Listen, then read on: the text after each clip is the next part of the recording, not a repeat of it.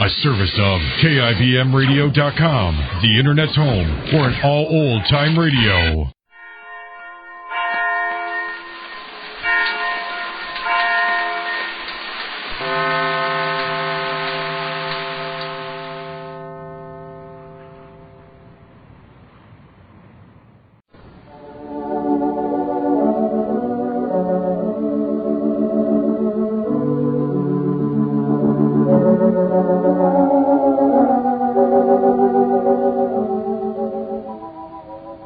The best-loved family on the air, the Goldbergs, brought to you by the makers of Oxidol.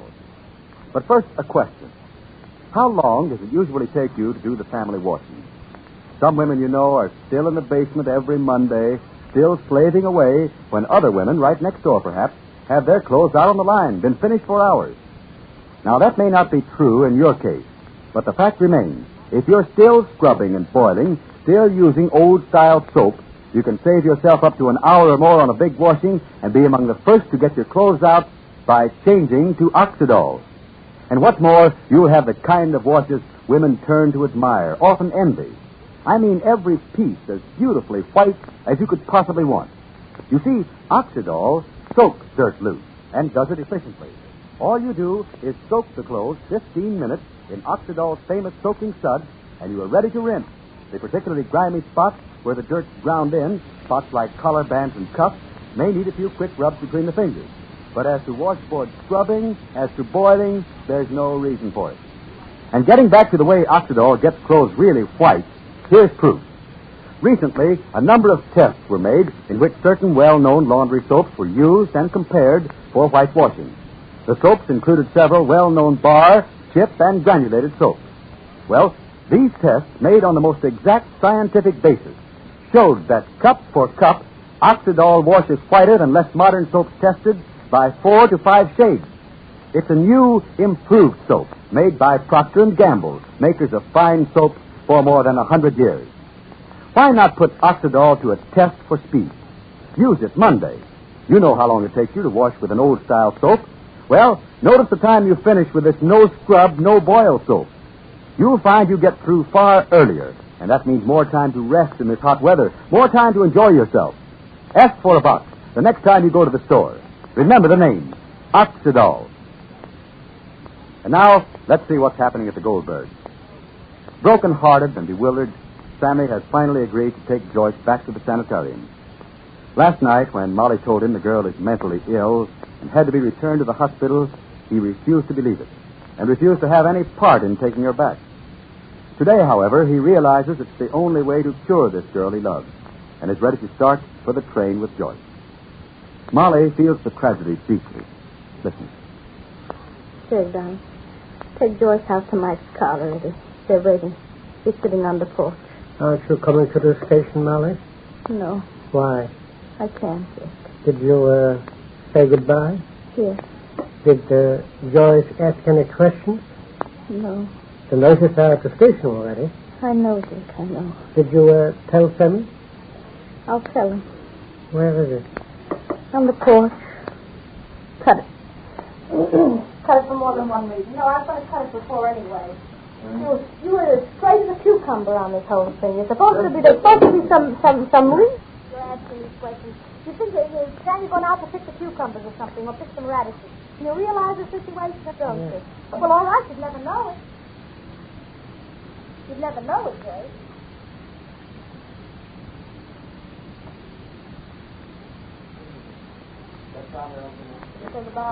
Did I pick my stick? No. Pick up my feeling at all. Thank God, you realize the situation, you don't.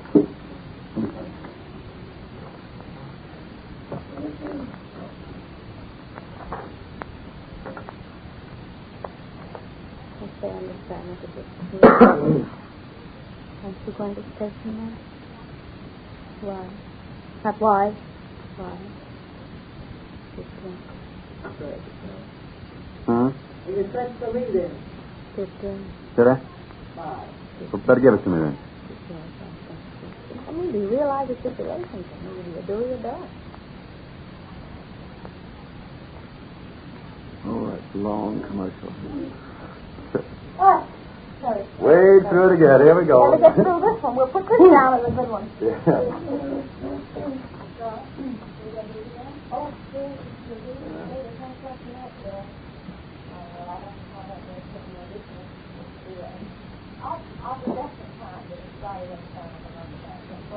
I'm on the bag.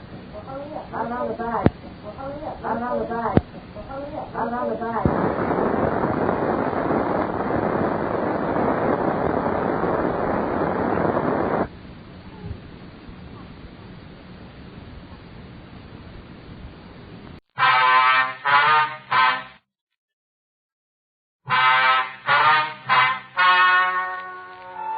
Ladies and gentlemen, the story you are about to hear is true. The names have been changed to protect the innocent. Dragnet.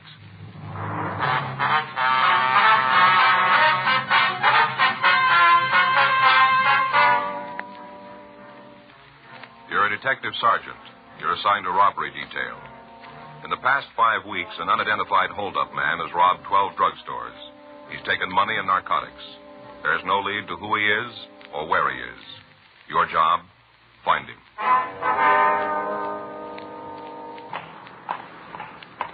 It was Tuesday, March 16th. It was warm in Los Angeles. We were working the day watch out of robbery detail. My partner's Frank Smith. The boss is Chief of Detective Thad Brown. My name's Friday. We were on our way out from the office, and it was 9:36 a.m. when we got to the corner of Hobart Boulevard and Westmoreland. Petitioner Drugstore. In the back. Yeah. Something you want? Yes, sir. We'd like to see Harry Tishner. Yeah, I'm him. Police officers. This is Frank Smith. My name's Friday. Oh, how you do, sir? Not the robbery, huh? Would you like to tell us what happened? I was robbed. We'd just like you to tell us how. Oh, now I'm with you. Yeah, I'm right with you. Let's go back and sit down.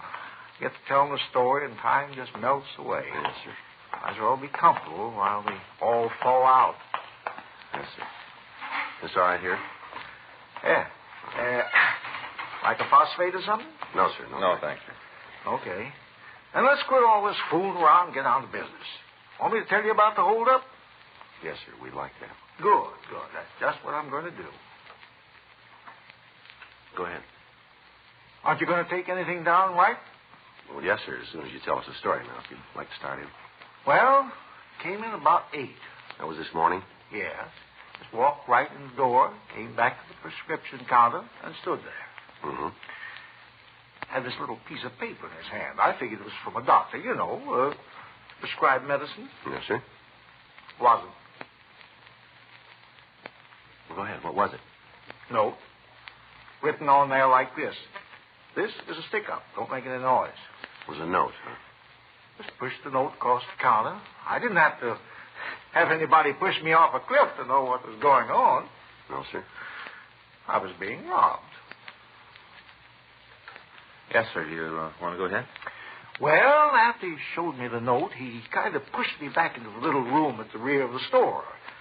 Kind of store place. Now, did he say anything to you at all? Not a word. Just pointed with that gun for me to get into the back room. I went. I see. What happened then? He pushed me down to the floor and then tied my hands and feet. What did he use? You mean to tie me up? Yes, sir. Rope. Oh. Well, did he bring it into the store with him? No, sir. He picked it up in household on his way back to the prescription counter. I see. Go ahead, please. As soon as we got to the storeroom, he took off the label and then undid the rope. He made a loop and put it around my feet. Next thing I knew, I was all trussed up like a rolled roast, ready for the oven. Yes, sir. I'll say one thing for the guy, though. What's that? He's very neat. Tied good knots. Yes, sir. Other officers, the ones in the black and white car, Yes, sir. Them. Yeah, what about him? Oh, yeah. Well, they took the ropes with them. They said something about taking them to a laboratory. Mm-hmm. Why, you can see if you want to. It's very neat. Yes, sir. What happened after the bandit tied you up? Robbed me. You personally? Yes, personally and otherwise. So, sir, would you please tell us? Well, first off, he went to the safe and took the tin box out. Opened it right up and took the money. Is that all he stole from the cash box? Yeah. I had some government bonds in there, but he didn't take those. Uh-huh. Guess he knew they wouldn't do him any good. All right, sir. He didn't take them. Took the money, but didn't take the government bonds. According to what you told the officers this morning, the thief took a supply of narcotics, too. Is that correct? Yes, he got them from the safe, too. Well, now, after he finished with the safe, what happened? He left. He walked out of the place. He just ambled right out. During the time he was in the store, he didn't say anything at all, is that right? Did anybody else come in while he was here? You mean like a customer? Yes. No. Oh, excuse me. That might be our office, Mr. Tishner. We left this number. Okay. If it is, I'll tell you. Thank you. Tishner Drugs. Uh-huh. Oh, yeah, Mrs. Kentworthy. Uh-huh. No, shouldn't be. Uh-huh. No, I can't do that. If you have your doctor call me, I'll make it up and send it over. Yeah. No, not without a prescription. Uh-huh. Okay. Well, I'll call you when it's ready then, and you can send Lanny over. Right. Bye, Mrs. Kentworthy. Huh? Oh, well, if that's the way you feel, I won't. Oh, sure. Okay. Goodbye. Yeah, I can't imagine why she'd say a thing like that. Just no reason at all. Sir? Mrs. Kentworthy told me when her son comes over to get the prescription not to give him any candy. Oh, I see. I usually throw in a licorice whip, you know. Mm-hmm. Don't want me to do it. That's too bad. Yes, sir. I wonder if we could go ahead with the description. Sure, I guess so. Well, now, from what you told the investigating officers, the man's about 35 to 38. Is that right? Mm-hmm. Light in color, 5 feet 10, 175 pounds, no visible marks or scars. Is that right? Well, I guess that's pretty close. Well, if there's anything different, we'd appreciate you telling us now. No, not with you. Because I can't understand why Mrs. Kentworthy would say a thing like that. Just a penny licorice whip. Little bitty thing. Yes, sir, we understand. Like that. Couldn't hurt anybody. Yes, sir. Would you be able to identify the hold-up man if you saw him again? Oh, yeah, no trouble. I'd know it. Uh-huh. He'd never say a thing like that. Sir? The fellow who robbed me. What do you mean? Oh, on the way out, the way I was laying, I saw him stop. Right up there with the Canyon magazine. Stopped dead in his tracks. He went over and helped himself. Mm-hmm. Took the top off and helped himself to a handful. Sure must like 'em. What was that, sir? Licorice whips. Just reached into the jar and took a handful. After that, he left. Is that right? Yeah. As soon as he put his gloves back on. What was that? Couldn't work the top of the jar with the gloves, so he took them off. No. Used his bare hands.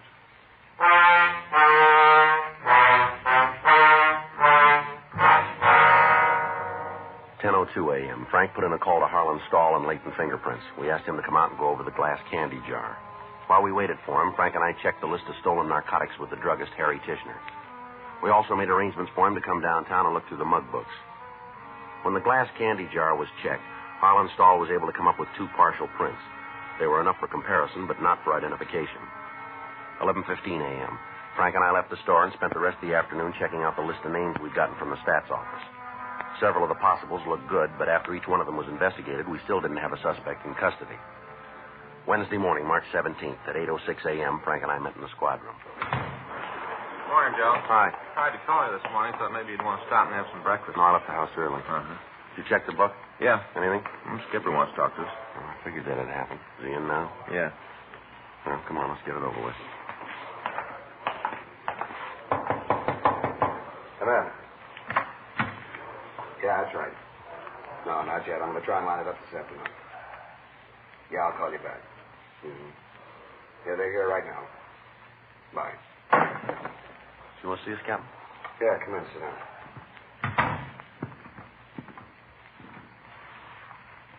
Going in, I won't tell you who's on my back about this thing, and you don't give me any excuses, right? Sure. Where are you? Still in front of the first store. That's how long ago? It's been 5 weeks. What do you know about him? WMA, description, closed. Match on all the jobs? Close enough so we know it's the same guy. Okay, what else? He uses a stolen car to get to the store. He drives it away. Isn't too careful to hide the license plate. We've been able to come up with 3 out of the 5. Check the cars out? Yeah, clean. Not a print on them. Nothing else. Picked up something yesterday. Should help when we nail him. What's that? Well, Stahl lifted a couple of partials from a candy jar. That'll be enough for comparison. Can't make the suspect on him, huh? No, it's not enough to classify. What about the narcotics he's taking? He show up anyplace? No, not that we can find. We've been down all the alleys. There's nothing there. Talked to Lucarelli. Hop squad's got nothing on it. If none of it's showing up, then it could mean he's using the stuff himself. That's what we got figured. How about the stats office? If we spend much more time down there, they're going to put us to work with the machines. Informants? Well, they've given us smiles. That's about all. You think they're holy? No. Come over here. Take a look at the map. The way he's picking the places, he set up a pretty definite operating schedule. Here, Venice Boulevard, Kingsley Drive, Western, Adams, Washington, the rest of them. They're all grouped in this area. Yeah. You got to figure he's going to keep working the vicinity until he hits them all. Then maybe he'll move on to something else. It might help if we could come up with a reason that he's working there. Anything you can come up with has got to help. Yeah, we know. It's true that he's been using the narcotics himself. It's just a matter of time before we hand this one over to homicide. He's going to walk into a store. Somebody's going to give him trouble. If he's on the needle, he isn't going to take it. Yeah. So it adds up to a big stop. The past. Well, if we work the area, it's going to take a lot of men, you know. We'll get him. I've talked to Stoner. He's taking care of all the help you need from here. There'll be 4 teams available. You can call Metro Division for whatever else you need. All right, we'll set it up for tonight, then. Check with communications. Make sure you got the 3 ways working. Right. This guy's been pressing his luck for a long time. Yeah. I'm bound to run short on it sometime. Robbery, Donahoe. Yeah. When? Okay, we'll take care of him. Looks like you just got partners. What do you mean? Your boy just made it 13. Drugstore out on Pico. Yeah. They don't expect the victim to live.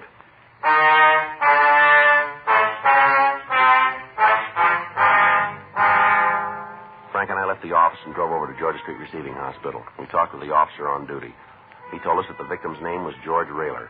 He owned a small neighborhood drugstore at the corner of Pico Boulevard and Vineyard Avenue. He went on to say that he didn't have all of the particulars of the beating, but that it had occurred during the commission of a robbery. We talked to Dr. Sebastian. He told us that the elderly man was suffering from a fractured skull, broken ribs, and possible internal injuries. He added that from Rayler's appearance, it looked as if he'd been beaten about the head and shoulders with a heavy instrument and then kicked in the chest.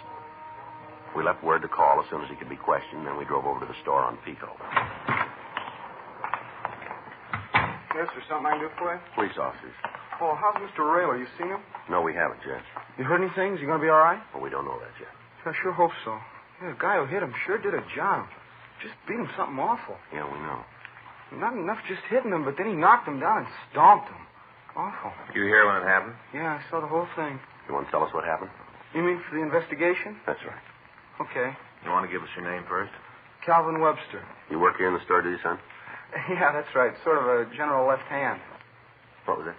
Well, you see, Mrs. Rayler's his right hand. I'm the left. Yeah. She wasn't here today, and Don having her hair fixed. Probably just as good. All right, Webster. You want to tell us? Well, fellow came in about 8:30, right after we opened. He came in and went back to the prescription counter. I was going back to tell him that Mr. Rayler would be right out, and then he was. Rayler? Yeah, he was back checking the stock on vitamin pills. We do a big business in them. I have to have a pretty careful watch on the supply. Wouldn't want to get caught short. All right, go ahead. Well, the fellow, the holdup man, you know. Yeah, go ahead. We took this little piece of paper out of his coat. I figured it was a prescription. Looked like it. Mm-hmm. Well, it wasn't. It turned out to be the note where he said he wanted the money. Mm-hmm. Did you see the note? Well, not so as I can read it. First, I knew there was something wrong when Mr. Rayler started to yell at the guy. Told him to get out of the store, ran around the counter and tried to grab him. Mm-hmm. Yelling all the time for me to call the police. Call the cops. Call the cops, like that he yelled at me. What'd you do? I looked to see if I had a dime. What? Well, you see, in the past, Mr. Rayler's had trouble with people making phone calls on a private phone, so he had one of those little lock things put on it. You can answer incoming calls, but you can't phone out. I see. So I needed a dime to call the cops. Yeah. Well, I didn't have one. Only 75 cents for my lunch, a half and a quarter. I see. Well, all this time, Mr. Rayler's yelling. He's yelling, and the robber's hitting him. I didn't know what to do. Uh-huh. I thought about running back and trying to help, but Mr. Rayler don't like for nobody to do something different than what he says. Yeah. He told me to phone. Yeah, sure. Well, then all of a sudden, bang, the fella hit Mr. Rayler with a gun. Took it right out of his pocket and hit him on the head. Next thing, Mr. Rayler's on the floor. This fella's stomping him. Mm-hmm. Well, I couldn't just stand by no more, so I went back to help. Too late. What was that? Well, it was too late. Mr. Rayler was on the floor, and this guy was pointing the gun at me and was leaving the store. I didn't see how it'd help any to try and stop him. Was there anybody else in the store at the time? No, just Mr. Rayler and me. We just opened up. Still kind of getting ready for the day. Did you get a good look at this guy? Oh, yeah. I saw him good. All right, then you'll be able to give us a description. Yeah, I'll tell you how he looked. Did you see if he drove the car? I guess so. But don't you know for sure? Oh, no, I didn't go out after him. I figured that it'd take somebody a lot bigger than me to stop him. Besides, I had to take care of Mr. Rayler. I see. Did you see the gun he was using? Yeah, I got a real good look at it when he was hitting the boss. That's fine. What kind of a gun was it? A pistol, you know, like you see in the movies. Now, look, son, was it a revolver or an automatic? I think it was a revolver. It had a barrel on it. Short. About that long? Uh-huh. We'd like you to come downtown and look at some pictures, if you would. At the city hall? That's right. I'll be glad to help out as soon as Mrs. Rayler comes back. I'll go with you. All right, fine. I can't leave the store alone, you know. Uh-huh. You want to give us the description of the man now? You bet. Sure, if you catch the fella. So do we. This the same guy I've been reading about in the papers? That's right. He's mean. Real mean, doing a thing like that to Mr. Rayler. Here we know. He's getting away with it for a long time, hasn't he? Just like a guy running up a big bill. That's right. And he'll pay it.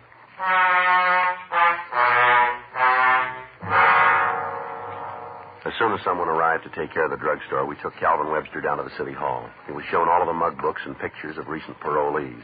He was unable to make an identification. We had him returned to his home, and then Frank and I checked with Dr. Sebastian over at Georgia Street Receiving Hospital. He told us that the latest victim had been transferred to the county hospital and was out of the critical stage. He went on to say, however, that it would be several hours before we'd be able to talk to him. We checked with Captain Donahoe and Lieutenant Stoner. We also contacted officers from Metropolitan Division and made arrangements for the additional cars that we'd need in setting up the rolling stakeout. That night at 7:30 p.m., the plan was put into operation. 10 undercover cars maintained a watch on the drugstores in the area. All suspicious vehicles were checked on. All pedestrians loitering in the vicinity were interrogated. Our suspect remained free. 3 days went by without result. The bandit had stopped his operations. On Sunday, March 21st, Frank and I were driving up Western Avenue just north of Pico. What do you think? I don't know. Maybe after he had that trouble with Rayler, he decided to call it quits. Doesn't figure. Huh? Guy that's had the breaks he has not going to let something like a beating stop him. Well, hope you're right. All units on frequency 1, stand by. All units on frequency 1, stand by. It might be a good one. Yeah. Stand by 1J14. All units in the vicinity of 1947 Wilson Place. 1947 Wilson Place. An officer needs help, code 3. All units in the vicinity of 1947 Wilson Place. An officer needs help, code 3. You got the lens? Yeah, here you are. Think it might be our boy? We'll know in a minute.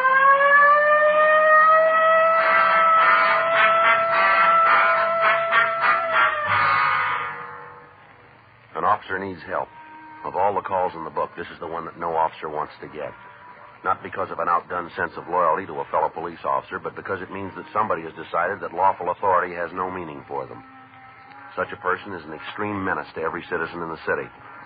By showing that they have no respect for the competence of an armed professional officer, they have also shown that they will not consider for an instant the life of an unarmed citizen.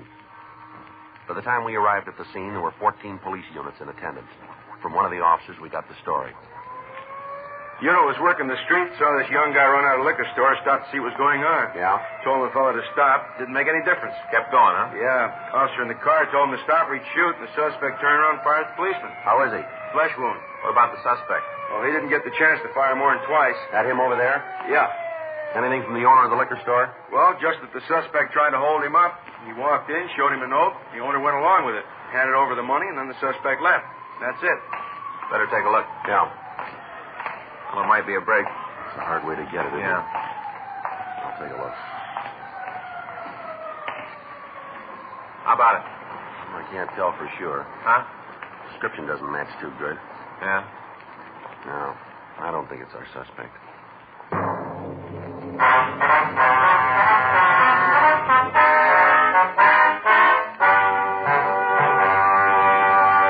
You are listening to Dragnet, the authentic story of your police force in action.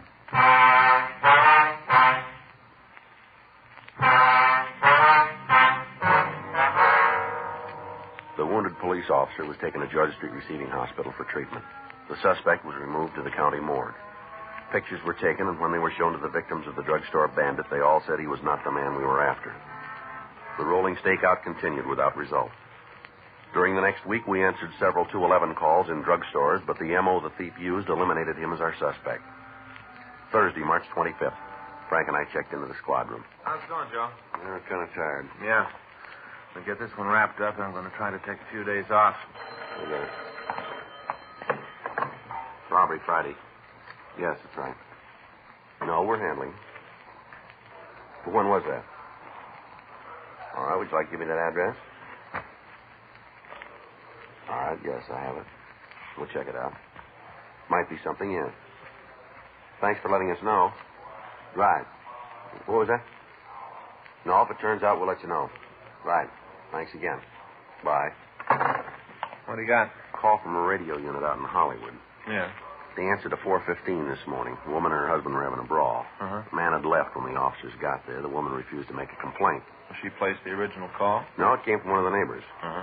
When the officers were leaving, the woman said she'd handle the beef herself, said she'd take care of her husband, called him a lousy hold-up man. Yeah. She made the statement she could put him in San Quentin inside of 5 minutes. Well, if he's the guy we're looking for, I don't think we can do it that fast. No, we can sure try.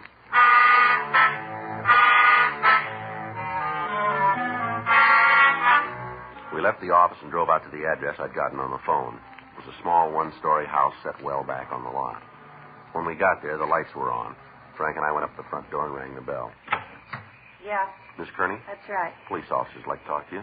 What about? Might be better if we talked inside. All right. It's my partner, Frank Smith. My name's Friday. How you do? Right. You alone here in the house? Just the baby and me. See, where's your husband? Look, before I start telling you a lot, why don't you let me know what this is all about? We got a report from a radio car that there was a disturbance here this morning. Is that right? Wasn't anything. Me and Keith had a beef. Not even worth calling the cops about. The officer said you made the remark that your husband was a hold-up man, that you could send him to prison. Is that right? They talk a lot, don't they? They listen more, lady. You want to tell us what you meant? Yeah? Well, go ahead. You go back and tell the little boys in the play suits they're wrong on this one. Is that so? Yeah, because I meant nothing. Nothing at all. Pretty serious thing to say without a reason, though, isn't This it? morning I had a reason. Might you want to tell us what it was? I don't see why not. You cops start nosing around, you'll find out anyway. I got trouble with my old man. What kind of trouble? He's out with other women. Didn't come home last night. We had a beef about it. The cops were called and they used their big ears. You guys made the trip out here for nothing. Now beat it. Now look what you've done. He's playing fine, and you come in here and raise a big stink. You got him all upset. I'll get it. Hey, here you are, fella. Hey, no reason to cry. What's your husband's full name? Keith J. Kearney. How long you lived in Los Angeles? A little over 6 weeks. Where you from? Idaho. Your husband ever been in trouble with the police before? Keith's got a hard time not being in trouble with anybody. Has he ever been arrested? I don't know. How long you been married? 7 years. And you don't know if he's ever been arrested? No, I don't. You got a picture of your husband? You mean that you can have? We'd like to take a look at it, yeah. Oh, out of luck, I haven't got one. Does he work? Not if you can help it. Doesn't hold a job of any kind, huh? No, Keith's a professional avoider. He doesn't like anything steady. It's beginning to look like he means me, too. What's he do with his time? Nothing. Just lives it. Is he here in the evening? If he was, there wouldn't have been the beef this morning, and you wouldn't be asking a lot of questions. I don't know what you're trying to get me to say, but I can't go along with you. You got a problem with Keith, then talk to him. Leave me out of it. I'll get it. You know where your husband is now? No. You don't have any idea? Not huh? the least. There you are, little fella. There's your keys. Your husband drive a car? Yeah. What kind is it? 41 Plymouth.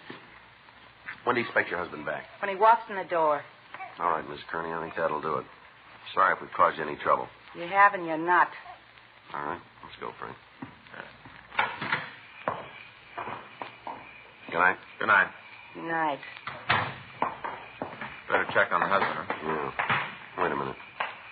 Get a good look at those keys that the baby was playing with. No, why? Plastic tag on them had a license number. Yeah. One of the stolen cars used in the drugstore holdup.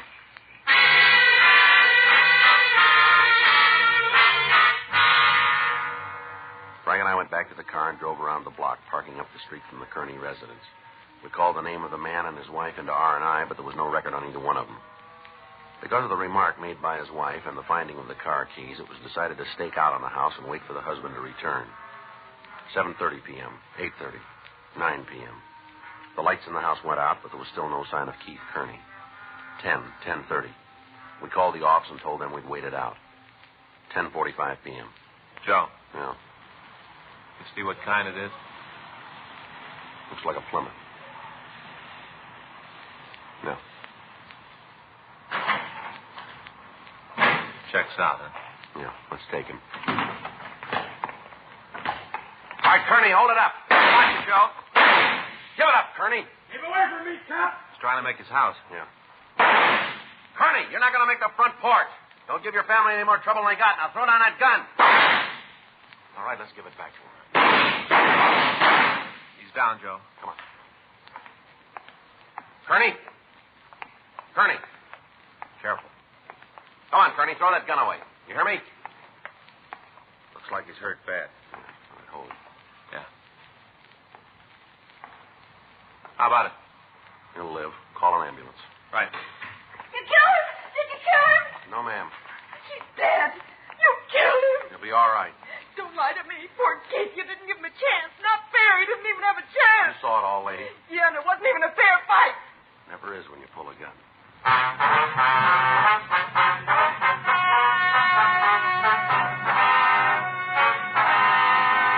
Keith Jarris Kearney was tried and convicted on 9 counts of robbery in the first degree and received sentence as prescribed by law. Robbery in the first degree is punishable by imprisonment for a period of not less than 5 years. Dragnet is a presentation of the United States Armed Forces Radio Service.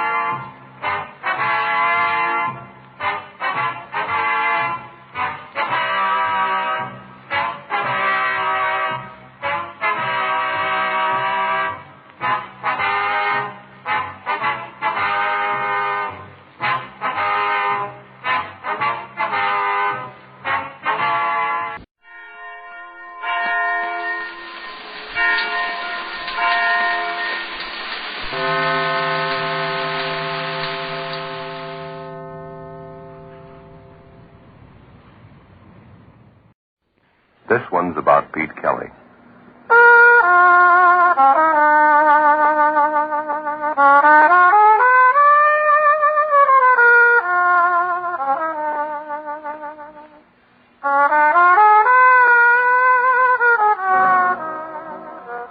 It's about the world he goes around in.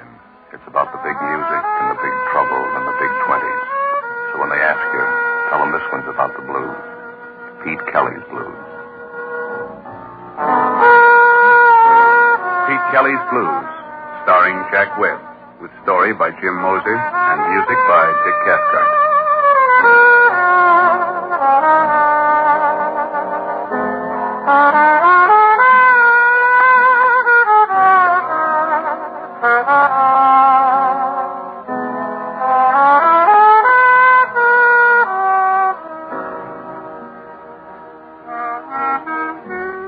My name's Pete Kelly. I play cornet. You'll find us at 417 Cherry Street, Kansas City. It's a standard speakeasy. We got 35 cases of cut whiskey and a 7-piece band. We start every night at 10 and we play till 6 in the morning. It's not much, but the contract runs out in June 1924. After that, there's a place in South Chicago that may take us. In the meantime, we're working here on Cherry Street. The lease is made out to George Lupo. His brother gave it to him after the funeral. The kind of music we play started out as a backroom exercise in a little swamp stop called Myrtle Grove. LaRocca took his Dixieland band to Reisenweber's in New York. We got as far as Kansas City. It's no place to get off a train unless you're a sack of mail. Because around here, everybody works at the same job, staying alive. $5 buys a pair of socks, a spaghetti dinner, or a down payment on murder. The last night, everything turned sour about midnight.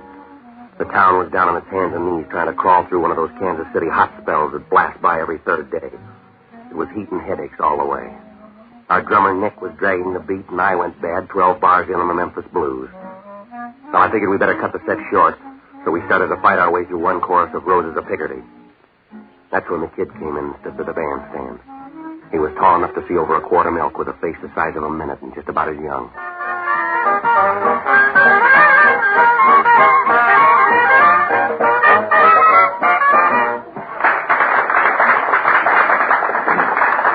All right, let's get off for a while.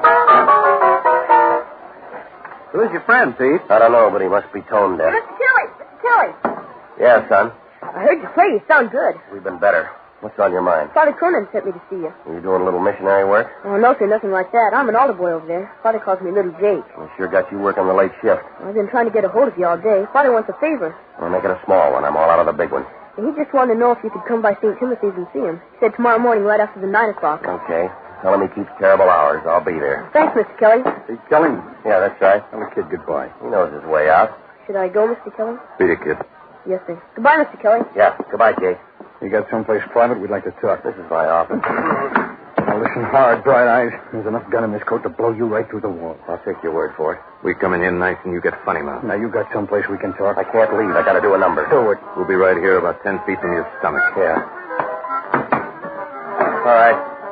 Let's go. You look sick, Pete. What's the matter? I feel fine. Who's sorry now? Everybody ready? Let's go.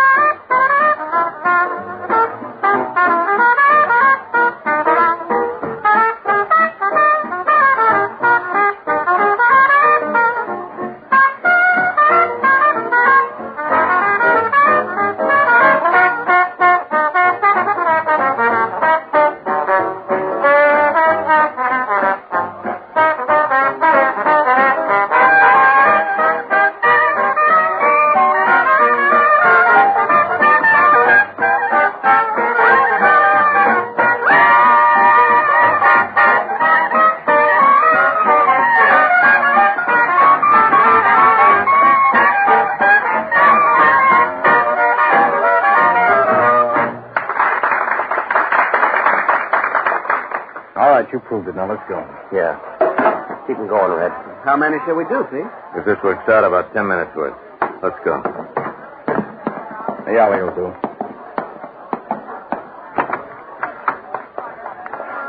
We need a favor, Kelly. Yeah, there's a run on them tonight. Give me the envelope, Dix. Yeah. You got an inside coat pocket, Kelly? Come on. Either throw or pass the dice. Hold him, Dix.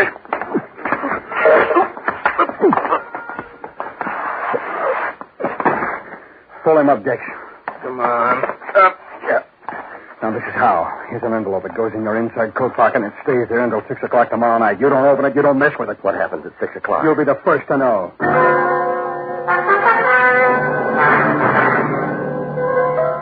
I stood there in the alley and watched them walk away. Inside, Lupo was blowing up a storm. Something about paying for a 7-piece band and only having 6. Well, it wasn't worth trying to get back on the stand. I got a cab and went up to my room. I tried to get to sleep. It was no good. I got up. I was sick to my stomach. After that, I went to sleep. The next morning, I made a pass at some breakfast and tried to look through the sports page. Harry Heilman got 4 for 5 against the Red Sox, but that's all I read. That envelope had me. People have been taken out in alleys before, and they've been worked over, usually to get something away from them, not to give it to them. No matter how I tried to put it together, it wouldn't come out. Thin or fat, it wouldn't slice. I had the envelope, and I had to wait till 6 o'clock. Well, I gave up on the coffee, and I started over to see Father Cronin. It was a little after 9:30 when I started up the steps of St. Timothy's. I figured Mass was almost over, so I hung around in the vestibule for a couple of minutes, trying to look like a part-time bell ringer. Hi, Mr. Kelly. Hello, Jake. Father's back in the sacristy, Mr. Kelly. He said for me to show you the way. They move it? No, sir. All right, Jake. Show me the way.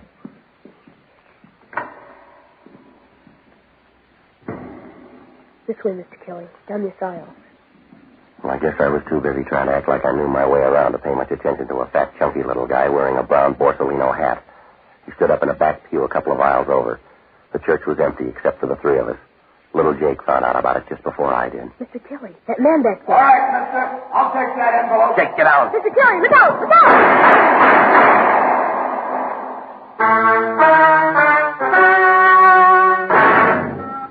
Well, in Kansas City, you learn early to look for trouble. Any place, any time. But this is the first time it caught up with me in the middle of a church. The last 3 shots were a waste of money. Jake went down like young wheat in a hailstorm. When I grabbed for him, I hit my head on the base of a marble pillar. I lost the edge right there. By the time I hit the street, he was gone. I guess I covered every alley and street in the neighborhood. But it was like trying to wash a pail of dirty water. I don't know how much later it was when I stopped for a minute in an empty doorway and tried to remember what I was chasing. Well, a siren was crying off somewhere in the distance, and I started back for the church. The coroner's wagon was just pulling away as I got there. I didn't see Father Cronin around, so I went back to the rectory and rang the bell. He came to the door in his shirt sleeves. He stood there for a minute just looking at me. And then he motioned me inside. In here. Sit down. The kid, Father, little Jake. He's dead. You want a blow-by-blow? Yeah, I know, Father. I was there. Sure you were there. You're always there. I should have known better than to call you. I should have known it meant trouble. Oh, wait a minute, Father. This wasn't my party. I called you here today to ask you a favor, Pete. Yeah, I know. You don't know. It's too late now.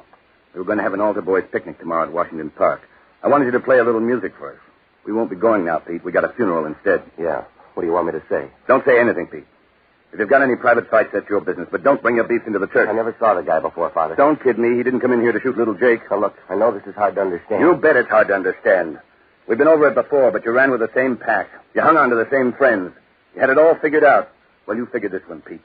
There's a 9-year-old boy on his way to the morgue. He took a gangster's bullet that you earned. Now you go ahead. Figure it. I got this envelope. I don't want an explanation. Take your excuses and peddle them where you need them. For the bootleggers and the gunmen.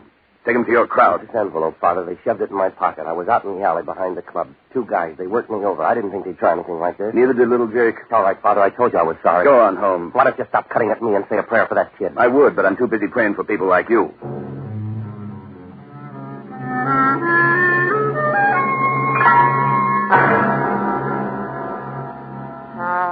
Well, you couldn't blame him. How do you explain away a dead kid lying in front of an altar rail? All I could offer was a 2-cent envelope in my coat pocket and a wild night in an alley. I started to walk back to my room. I tried to paste up some kind of an answer, but I got nothing. I was halfway home when the last breeze left town and went someplace to cool off. My clothes were soaking wet, and I decided to take a cab the rest of the way. I reached in my pocket, and all I had was 23 cents, so I kept walking. Sunday morning's the same in any town. Empty streets and everybody home trading the comic section and living off of Saturday night. You could live here all your life, and on Sunday morning you just got in town. It was about noon when I got to my hotel. I went up to the second floor and unlocked my door. They were sitting on the bed. Their coats were off, and they'd hung them on the back of a chair. The same 2 boys had given me the envelope last night. Got a real hot room here, Kelly. You ought to move off this cord. Yeah, next time I'll get twin beds. Is everything all right with that envelope? It made a murder, mister. You take it. Put it back in your plane. Now get this, both of you. There's a lot of something wrong here. I've had my turn. You find yourself another fall guy. There's a lot of inside coat pockets in this town. Look for a new one. We like yours, and that's where it's going to stay. Now, you don't listen good.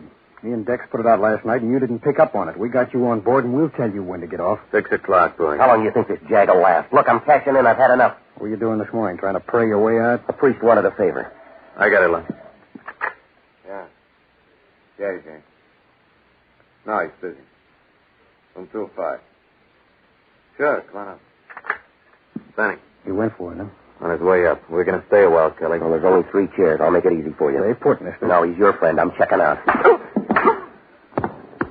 First time you've been right.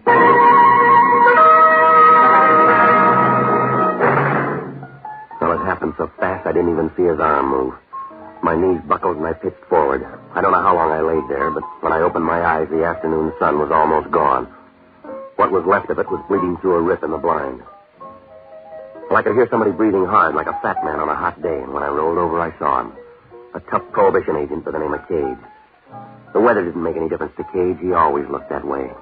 His collar was wilted, and it looked like Arrow's first try. His necktie was pulled down, and the knot was twisted. The heat had worked him over so that the front of his shirt was splotchy and damp.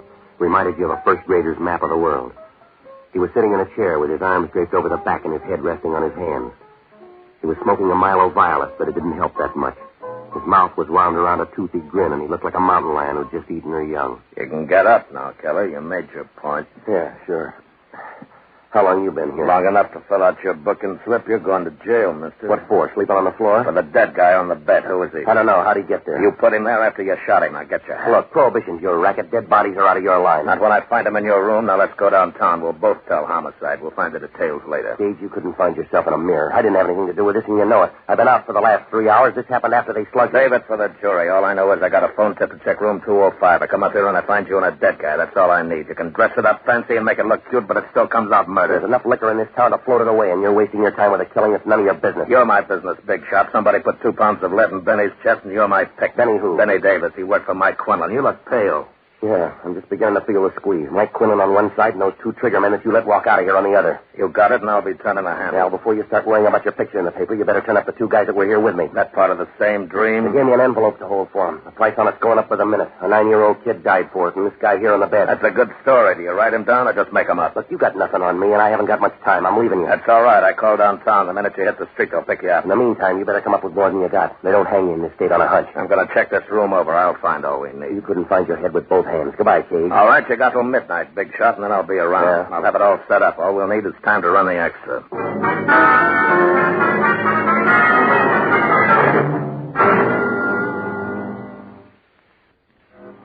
Well, I could have used a cold shower, but with Cage there, I didn't have the room to dry off. I went down the hall and headed down the back stairs. I figured even if Cage was right about calling downtown, I might have an edge if I moved fast enough. The sun was on the downgrade, but it didn't make any difference. It'd done a good job all day, and the heat was boiling up out of the ground. If I was going to come out at all, I had to have some help. So I started to look for the only honest guy I know, an ex-bootlegger by the name of Barney Ricketts. The only bootlegger in the country that went broke in 1922. He drank himself out of business. I phoned 8 different places and tried 4. Nobody'd seen him. I was about ready to give up when I finally found him sitting in the middle of a bourbon fog in a little Spanish joint somewhere on the edge of the East Bottoms. He was sitting at a back table trying his best to make time with a plaster bust of Queen Isabella. P.T., my boy, you're just in time. I'm not quite certain, but I think the young lady here has a friend. I got to talk to you, Barney. If you're any good at all with Spanish, now's the time. I was positive she'd loosen up on this second bottle of wine, but no, she's utterly uncharitable, and I think she's a picture of a perfect boy. Yeah, all right, Barney. To a member of the old Castilian school, there can be no excuse for the conduct she's exhibiting. Yeah. Why, do you know I was even good enough to buy her 3 rounds of Portuguese brandy, imported, mind you. But what do I get for my pains? Not even a civil thank you. All right, listen to me, will you, I've Barney? been sitting here in the most gentlemanly fashion, sipping this delicate nectar and trying vainly to keep the party going. But does she help? No! I've talked to her about politics, medicine, literature, Keats, Byron, Shelley, Faith Baldwin. I've even talked about the weather. Barney, she's a statue. Oh, a simple oversight, P.T. It could happen to anyone. Now, look, I'm in trouble. Of course you're in trouble. You'll always be in trouble because you're a child of adversity, a son of scorn. The fates spit in your eye and you try to retaliate, but the wind's always blowing in the wrong direction. You're a lost leaf in the mortal storm, Petey. You're a pebble shaking a tiny fist at the mountain. You'd like to fight for some strange, fantastic cause, wouldn't you? But you can't find anybody your size. Men are too small and the gods are too big. Petey, you're lost. Are you all through now? Yes, what kind of trouble? A pair of bum murder raps. Somebody slugged me in my room, and I woke up with a dead guy. Dubious honor. You mentioned 2 murders. One of them was an altar boy over at St. Timothy's. The other guy worked for Mike Quinlan. The same Quinlan that controls most of the Canadian import here in town? Yeah, that's him. Time's short. Let's finish the brandy. 2 guys started all this at the club last night. Names are Ludd and Dex. Mean anything to you? This'll all sound better with more brandy. You picked 2 of Quinlan's first string. Ludd Sandell and Dex Porter, both killers. Look, they gave me an envelope to hang on to. Now, nose around. See if you can find out what it all means. The dead guy up in my room, his name's Benny Davis. See if you can find out where he fits in, will you? It'd be a lot simpler if you just joined Quinlan's gang. Benny Davis holds a card in the same organization. Well, how about Ludd and Dex? Any bad blood between them and If Davis? there is, it doesn't show. They're closer than unborn peas. You sure about that, Barney? Police blotter can't be that wrong. Benny's sister will tell you the same thing. Where do I find her? Chelsea Apartments. Beautiful girl, Petey. When you're my age, she'll disturb your memories. All right, now get going, will you? See how close you can get to Quinlan's headquarters. Find out what you can about Ludd and Dex and Benny Davis. Maybe Quinlan's got him on a special job or something. Find out what it is, will you? You'll find me in a temporary economic slump, Petey. I'll need car fare. Yeah, well, that makes 2 of us. I'm broke. You'll have to do it on foot. Oh, well, I have friends here, and my credit's unlimited. Well, hurry up, will you, Barney? One moment. Alfonso, would you loan me $1.50? Come on, let's go. He's only bluffing. He won't shoot.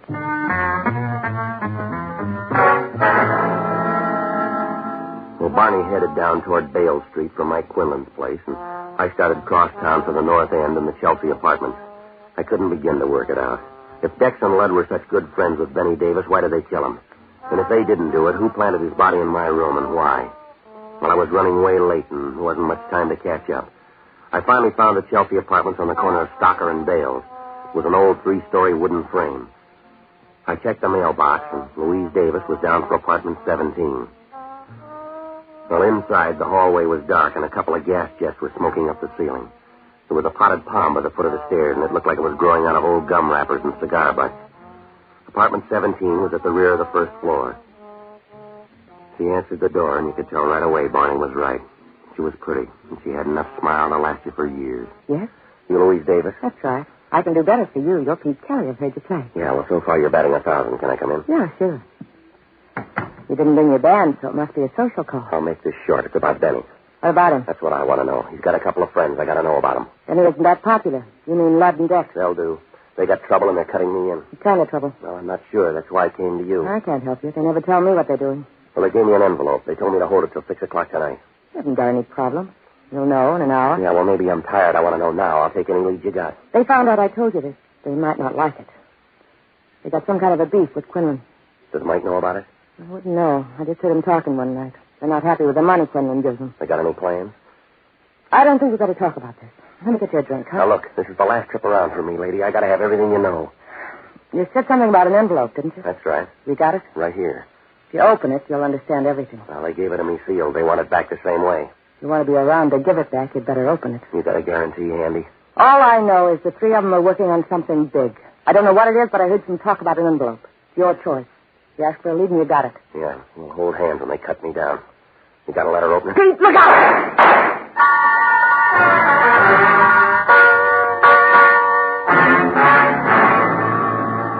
Well, it all happened faster than a Mexican divorce. Louise Davis was dead before the echo left the room. Well, I got to the window, but whoever did the shooting was gone. I grabbed the envelope, and on my way out, I took another look at her. There wasn't anything left but the smile. I cut through a couple of back lots and down an alley. I stopped in the doorway and opened the envelope. Inside was a handful of typewritten sheets. Looked like a lot of headache for 5 pieces of paper. And then the bell rang. 2 of them were consignment slips for 8,000 gallons of high-grade Canadian whiskey. The other 3 slips were detailed breakdowns for a convoy of trucks. They showed special truck routes over the Canadian border into the States to miss the hijackers and the prohibition agents. They showed a day-by-day schedule for each truck on its trip down from the border. Well, it's not too tough to hijack a load of booze, but when you got it laid out right down to the time, the place, and how many bottles, it's like money in the bank. So I knew right then why the envelope meant so much to Ludd and Dex. What I couldn't understand was where they got it. Why they gave it to me to hang on to. Well, maybe they were working for Quinlan, but why didn't he have the papers, and why weren't they in his safe? Mike had a big one. Well, the questions were still piling up. There was an outside chance, but I couldn't stand still, so I crossed over to the Kansas side and headed down Boulder Road to Fat Annie's place. Maggie Jackson did 2 things good. She sang the blues better than the guy who wrote them, and she could pick up an idle rumor at 3 miles. Hi, Pete. Maggie, what do you know? I knew you'd be here tonight. You always come in together. Trouble and Pete Kelly. Yeah, I know. I never come around except when I need something. As long as I have it to give, you got it. It's Mike Quinlan that's time in. Well, that's part of it. I'm in it up to my ears. You got an envelope, I heard. Yeah? Mike Quinlan and some of his boys have been here about an hour ago. They tore the paper off the walls looking for you and Dex and Ludd. Dex and Ludd? Mike wants all 3 of you. Yeah? Anything else? No. Bonnie Ricketts called for you. Did he leave a number? He's still waiting on the phone. I took the call. He said you'd end up here, so he just hung on. Well, I'll get it right now. Yeah, the boss is kind of mad. The phone's been tied up for 2 hours. All right, thanks, Maggie. Sure, and good luck, Pete. Hello, Barney? There you are, Petey. That'll be $1.25 for another 3 minutes. Yes, all right, operator. Alfonso, 5 more quarters, please. No, the quarters. Just a minute, Petey. Alfonso doesn't know the quarters from the house. Yeah, well, hurry up. That's right. Thank you. Now then, Pete. No, Alfonso, no more money for the moment. What's going on, Barney? Where are you? Fort Madison, Iowa. I'm troubleshooting for you, Pete. Well, what'd you find out? It's a double cross. Mike Quinlan's involved in one of the biggest deals of his career, and Benny Davis, along with Dex and Yeah, I know. That's what's in the envelope. You better get them back to Quinlan. I understand he's been tearing up the town for them. Well, what do I do about Dex and Ludd? She might easily end up like Benny Davis. Seems Ludd and Dex didn't want to split it 3 ways, so they killed him. You sure about all this? That's why I'm up here in Iowa. I suggest that you join us. No, I'll see you when you get back. It's been a gay, mad world, Petey. We drove 60 miles an hour all the way up here. Yeah? Alfonso's drunk. He thinks the phone's a slot machine. He's waiting for the payoff.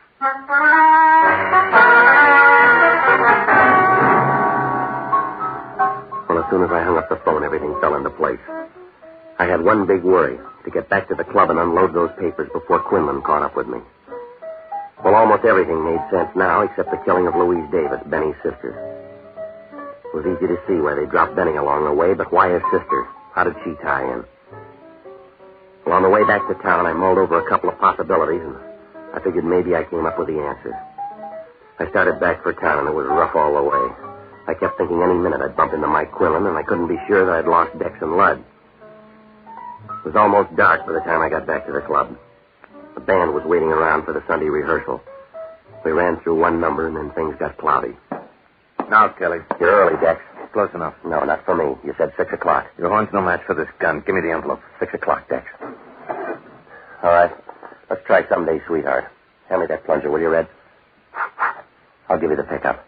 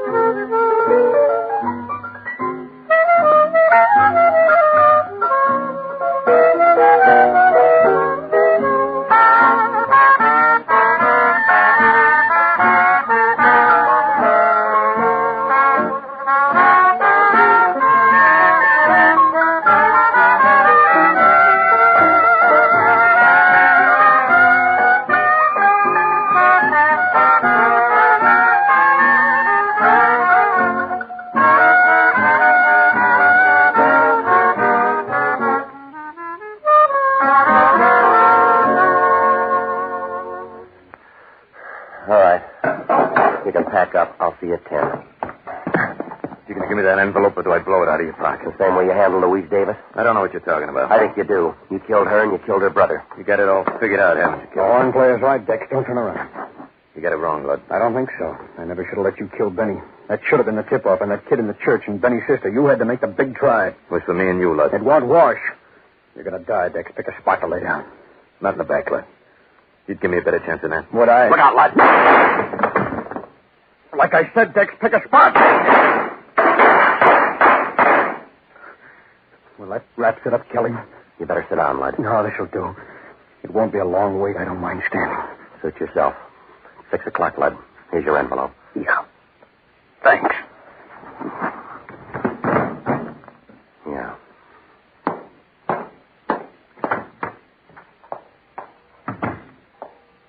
Hello, Pete.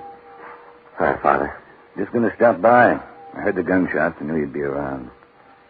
Well, let me tell you again, Father. I'm sorry about Jake. I don't know what else to say. I'm just sorry. I believe you. We'll have the funeral for little Jake tomorrow. Maybe you want to stop by. Yeah. Some things never figure. A 9-year-old kid shot down. No reason for it. None in the world. 9-year-old kid. It's done, Pete. Don't waste your pity on little Jake. He's got a big lead on both of us. I don't get you, Father. You and I should die as good as a 9-year-old.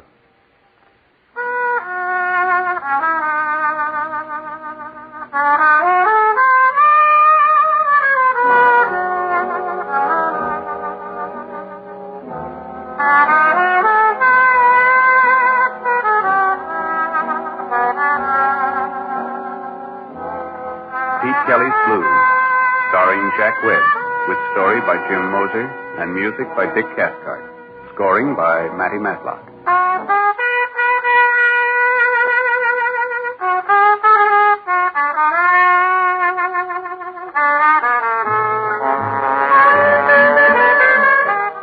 The music of Pete Kelly's Big Seven consists of Dick Cathcart on cornet, Matty Matlock on clarinet, Nick Fatul on drums, Ray Sherman on piano, George Van Epps on guitar, Judd Donat on bass, Mo Schneider on trombone. The songs of Maggie Jackson were written by Arthur Hamilton.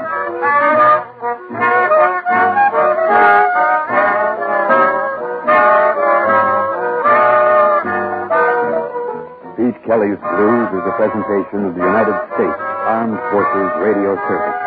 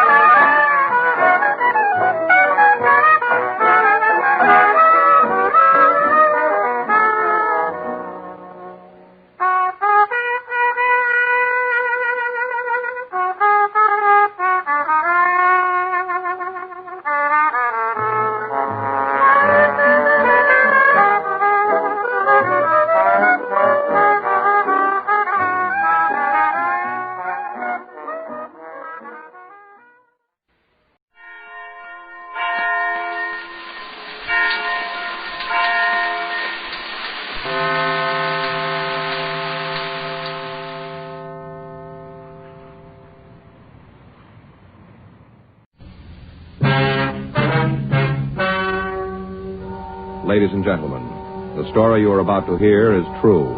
The names have been changed to protect the innocent. Dragnet.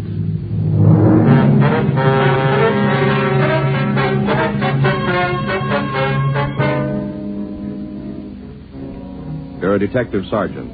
You're assigned the burglary detail. A man walks into a pawn shop and wants to sell a ring. Indications are that the ring is stolen. Your job? Find out.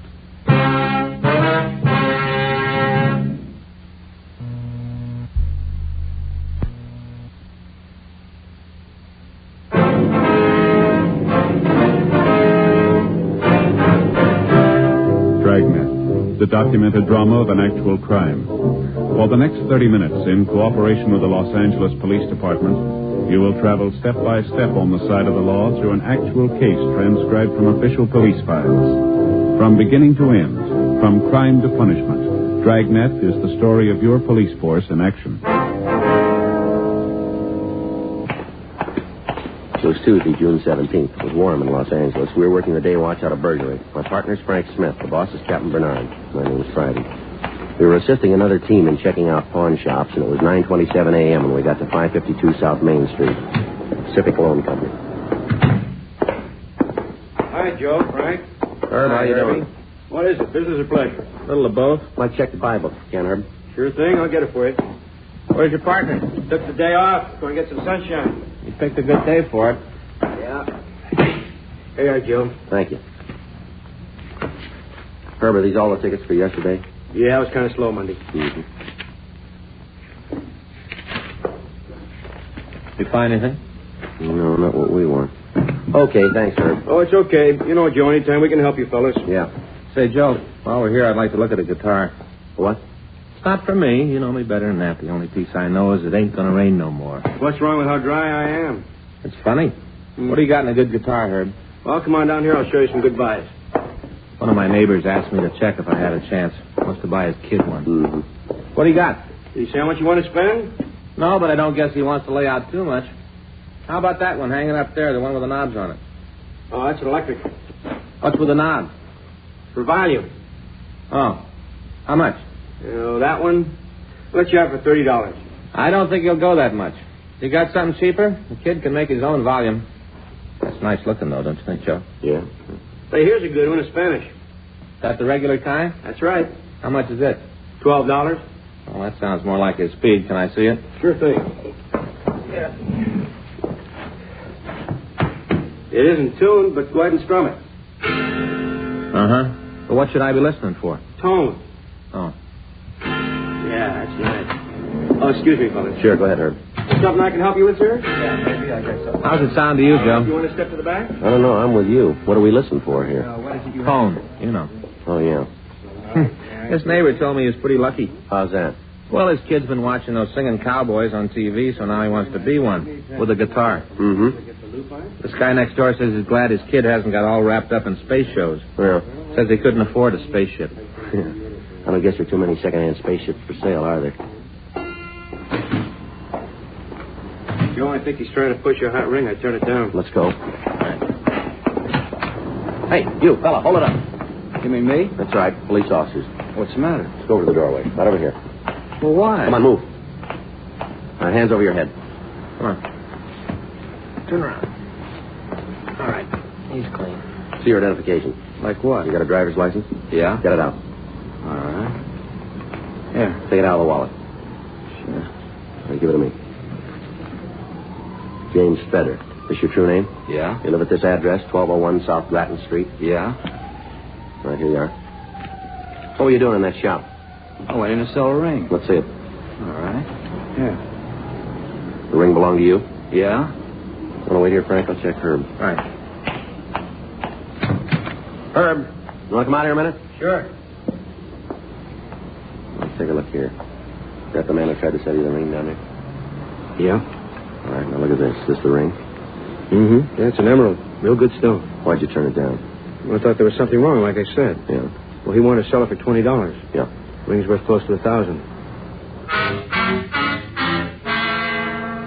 We took James Feder to the office for questioning. Frank checked with R&I and found that he had a previous record. He'd been picked up on suspicion of burglary and had served one term for auto theft. The ring was examined and found to be genuine. Feder maintained the ring belonged to him. After an hour of interrogation, he began to change his story. All right, I didn't know what it was worth. You mean the ring wasn't yours, then? Yeah, if I'd known it was worth that much, I wouldn't have tried to sell it so cheap. Well, where'd you get it? I found it. Where? MacArthur Park. When? Last night. I go over there all the time in the evening. Did you do anything about trying to find out who lost the ring? Yeah, I checked in the papers and the lost and found. I guess I looked in all of them. I didn't see any ads, though, for a green ring. Uh-huh. Well, I looked at the ring real close. It didn't seem like a good stone, so I decided maybe it wasn't worth anything advertised. No, but it was worth trying to sell, wasn't it? Well, like I said, I ain't working. A few bucks would come in handy. Yeah, sure. You don't believe me, do you? Well, you haven't given us much reason, have you? You started out lying. Why should we think different now? Yeah, I guess I told you it was mine. I was afraid maybe you'd think I stole it. But I told you the truth now. You have. Huh? I can prove it. You take me out there. You take me to that park right now. What'll that prove? Well, I'll show you just where I picked it up. Well, now, if we wait until Sunday, the trip won't be wasted, will it? Huh? We can listen to the band concert, too.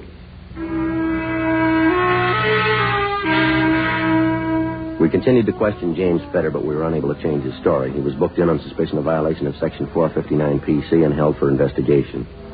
We made a check of his residence, his friends, and the places he was known to frequent. We could find nothing to hold him on. He came up on the overtime sheet, and he was released. The ring was booked as found property. Friday, June 20th. Morning, Joe. All right. You check the book? Yeah, nothing in. Mm-hmm. Joe, letter for you. Thank you. Right.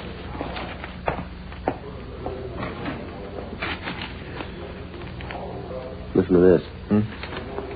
You did me a favor. Now I'm going to do you one. Go to the Greyhound bus depot. Rental locker number 103. Yeah, is that all? Take a look at it. Here. Typewritten, no greeting, no signature. Yeah. What do you think? Let's check it out.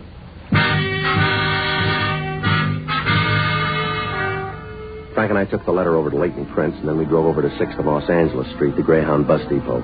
We went to the office of Ralph Thomas, the regional manager. We told him about the letter, and in his company, we went to check on locker number 103. Well, the locker's empty now. We'll have to see if anything's been removed from it recently. You want to come with me, gentlemen? We'll take the elevator to the basement. All right, fine. Thank you very much, sir. How are the lockers checked, Mr. Thomas? The 10 cents pays for 24 hours. All lockers are checked at midnight. I see.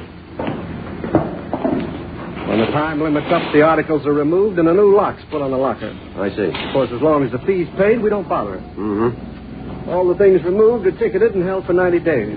I see. See, we hold them here at the depot for 30 days and then remove them to a warehouse. You'd be surprised at how fast they accumulate. Yes, sir. Here we are. You mean all these things here have been left in lockers? People checked them, didn't come back for them? That's right. We get quite a variety of things. Yeah, you sure do. Of course, not all of them are of much value. For instance, sometimes a person will go out, buy a new shirt, change it in the station, check the old one, and forget about it. Mm-hmm. Look at that, Joe. That stuffed yellow poodle dog up there. Yeah. Over there, half a radio. That's not much good unless you know the guy with the other half. Huh? Flat iron. Sure a lot of stuff. Yeah, what about locker 103? Well, let's see now. If there was anything taken from it, it should be right over here. Mm-hmm. Hey, there's some nice-looking luggage. Don't see how a guy would forget something like that. Here we are. Feels like a small box. That's from number 103? That's what the ticket says, see? Uh-huh. Yeah. What about the date that this was removed? Well, let's see. Midnight, June 17th. That was 3 days ago. Yeah. It's okay if we open it? Not at all. Here you are. Here, give me the paper, Joe. Yeah. Looks like a Christmas card box, huh? Yeah. Take a look, Frank. Uh-huh. What's in it, Sergeant Friday? Jewelry. We signed a release form for the jewelry, and then we went back to the office. A check of pawn shop records was made, and we found that all the pieces had been reported stolen in a recent burglary. Leighton Prince had called to say no prints were found. The owner, Mrs. Carlton Hendricks, was notified, and she came down to the office.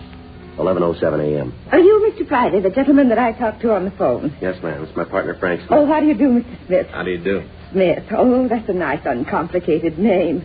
If you don't mind my saying so, Mr. Smith, I think you look like a very competent officer. Thank you, ma'am. And you, Mr. Friday, you look, well, as though you might be more complicated, but very efficient. Very nice of you, thank you. You see, that's one of my hobbies, reading character from faces. My friends say that I'm most always right. Yes, ma'am. Oh, when you called, I was so thrilled. You can understand what it means to recover possessions that you'd given up for lost? Yes, ma'am. Would you like to check the pieces now? Yes, you know, I had to call off a bridge party this afternoon, but then there'll be others, and this will be such an experience to tell them about. Yes, ma'am. Now, if you just look at these pieces and tell us if they're yours. Oh, all right, Mr. Friday, whenever you're ready. Yes, ma'am. Well, this is the box they were found in here. Well, it's a Christmas card box. How clever of them. I must remember that.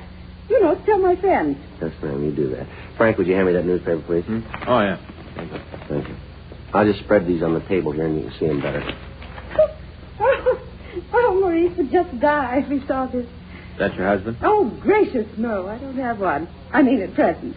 I'm divorced, you see, but we're still very good friends. I met Maurice, the jeweler. Huh? Just the way Mr. Friday spread my jewels on the newspaper. You see, when Maurice showed me these things, he had them all displayed on a wonderful piece of velvet. Oh. Then you recognize these pieces as being yours, Miss Hendricks? Oh, yes. Well, there's my wedding ring and my gold charm bracelet. Have you looked at that close, gentlemen? No, I missed it. Oh, you should. Here, now, look.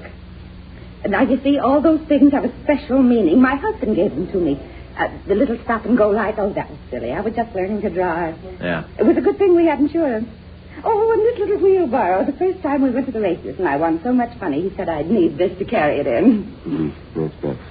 Well, then I guess we can report that the jewels have been identified by the owner, huh? Oh, you see this little cell phone, Mr. Friday? Yes, ma'am.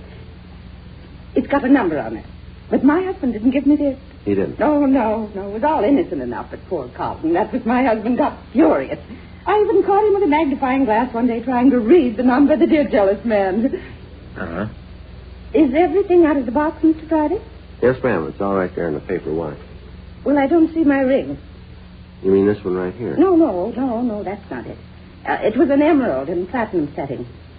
Well, when we checked the burglary report, I don't remember seeing any listing for that, Miss Hendricks. Well, yes, I know. The time I made the report, I hadn't missed it. These trinkets were stolen from my jewelry box. I thought the emerald was in the safety deposit box. I see. But why didn't you make a report when you discovered that it was gone? Oh, well, it happened at a bad time. I'd made plans to go over to Reno for a vacation. You know what a lovely place that is. Well, I thought if the rest of the things were recovered, the ring would be too. Well, nevertheless, you should have taken the time to report it, ma'am. Oh, yes, I know. But at the time, I was more concerned with my plans for this trip. Have you ever been to Reno? No, ma'am. Oh, you should go sometime. It's really wonderful. I'm going back this winter for the winter sports. Do you gentlemen ski? No, ma'am. No. Miss Hendricks, how much was your ring valued for? Well, I'm not quite sure, but I think Carson paid something like $1,000 for it. Mm-hmm. Well, 3 days ago, we recovered an emerald ring that was supposed to have been found. It may possibly be yours. There, you see. Nothing to worry about. I just knew when I saw you two men that everything was going to be all right. My friends are right. I can read character. Yes, ma'am. We'll have to go over to the property department to identify the ring, Miss Hendricks. Oh, good. Good. That'll be another experience. I'm going to have to get in touch with Carson. I'll need another charm for my bracelet. Yes, ma'am, you will. And I know now just what I want. Something that symbolizes this occasion, and especially you two officers. Uh-huh. Can you guess what it'll be? No, I can't. Can you, Frank? No, Joe, I can't. 2 little gold bloodhounds.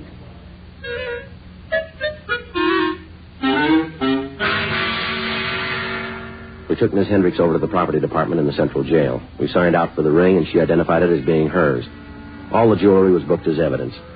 We went to the district attorney's office and got a warrant for the arrest of James Feder. We got out a local and an APB on the suspect. Frank and I checked his residence. We were told the suspect had moved several days previously. The landlady had no forwarding address. She couldn't tell us about any visitors or any mail he'd received. She was unable to tell us if he drove a car. We rechecked his known associates and friends. Several leads were obtained, but none of them turned up anything. 5 days went by. Thursday, June 25th. Morning, Frank. Hi, Joe. You been here long? About 5 minutes. I just couldn't hit the lights this morning. What's new? Well, we got a call from auto theft. Yeah. They picked up a man early this morning trying to steal a car. Somebody we want? I think so. James Feder.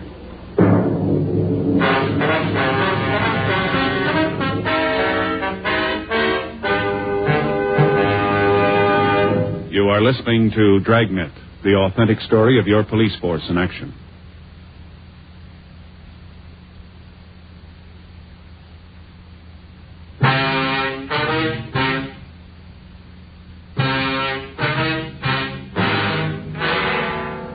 Before Frank and I checked out of the office, we contacted auto theft detail and told them we wanted to talk to Feder. We drove over to the main jail. The suspect was brought to the interview room. I heard you guys were looking for me. That's right. I could have come in, but I didn't think it was important. So you do it the hard way, huh? This is a bad beef. I guess you figure them all that way, huh? No, not always. You take a chance. You get caught, it's bad. But you ain't getting credit for something you didn't do. That's so. Yeah. What do you want to see me about? You don't know, huh? No, just that some of the boys said you were asking for me. Thought maybe you'd like to tell us more about where you found that ring. Oh, that again? Yeah, that again. You got my story. Now, what more do you want? We got an alibi. Now we'd like the truth. I found it. Sure you did. I don't know where I fit in, what you're trying to build, but I want no part of it. It's not that simple. All right, you tell me. That ring wasn't lost. It was stolen, and you know it.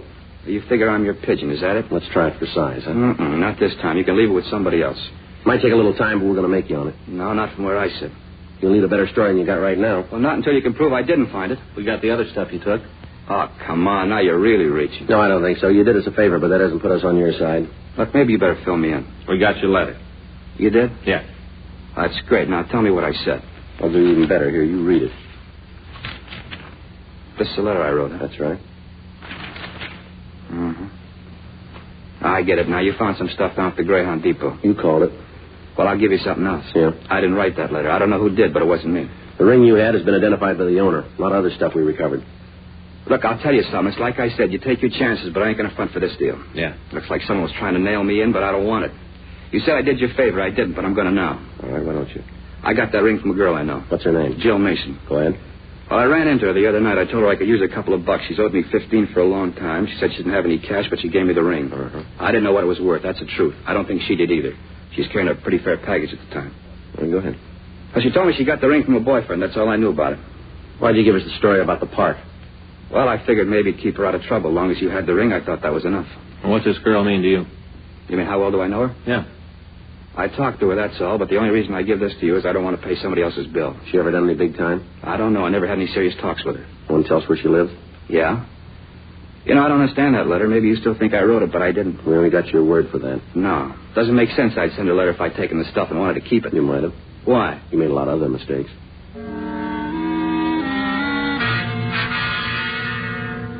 After further questioning, the suspect gave us a description of Jill Mason and her address.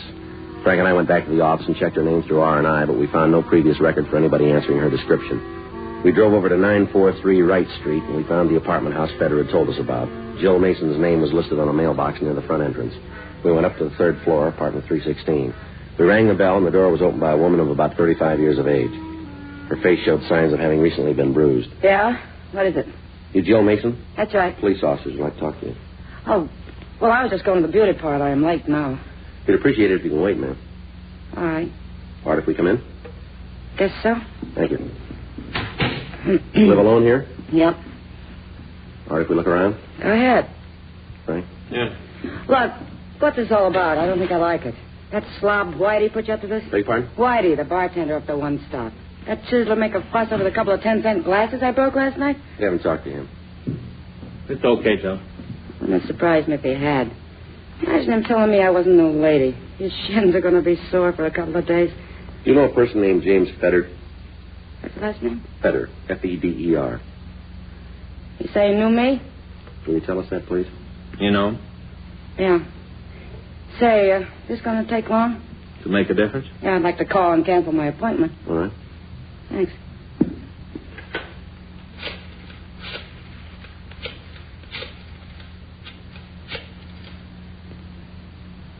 Hi, Helen. Joe Mason. Gonna have to cancel my appointment. Okay, I'll call you. Yeah. I'm sorry, honey. Yeah. Goodbye. No sense keeping her waiting. I didn't have to ask you if you'd be here long. And it wasn't about last night, I knew. Mm-hmm. Mind if I sit down? Go ahead. I could lie to you, but if you talk to Feder, it'd only be wasted breath. I'm beat as it is, more than one way. Did you give Feder a ring? That's what kicked the whole business off. Yeah? You see my face? It doesn't look too bad now, but you should have seen it a week ago. If I'd had a gun, I think I'd have shot him. Feder, you mean? Huh? No, he didn't have anything to do with it. I mean Steve Remsen. Who's he? Guy that gave me the ring, the one I gave to Feder for the money I owed him. I was pretty stupid about it, but that wasn't any reason for me to take the beating. When did this Remsen get the ring? Did you get my letter? So I got even with him. Did you know the ring was stolen when you gave it to Feder? No, Steve just gave it to me. He didn't say anything about where he got it or how much it was worth. Nothing. Just before I saw Feder, I'd had a fight with Steve. Mm-hmm. Got a little loaded. And Feder asked me for the money. I gave him the ring. Remsen told you it was stolen, did he? Later, after he'd found out what I'd done with it, he got real sore. Said if Feder tried to pawn the ring, they'd find out about the other stuff. Uh-huh. Said he couldn't go back to the bus station for it. Cops might pick him up. I see. We were up here. He was drinking. Got madder all the time and finally worked me over. Mm-hmm. Feder got in touch with me after you let him go. Told me what had happened. I didn't let on that I knew about the ring, but that's when I figured how to get even with Steve. I mailed you the letter. Know where Remsen is now? No. He'll probably call today. I haven't seen him since he beat up on me, but he'll call. Trying to make up. I told him we were through. I can get him up here for you. Mm-hmm. Do you know where he lives? Not now. He's moved. Can you give us the address? Sure. But don't you believe me? I wouldn't lie to you, not after what he done to me. Mm-hmm. I want to get even with him, that's all. I don't know why you don't buy it. Well, maybe we will. Yeah? If he shows up. We called the office, and another team of men was sent out to check the address Joe Mason had given us for Steve Remsen. We had the name checked through R&I, but without result. Frank went out and moved the car away from the building in case Remsen might show up.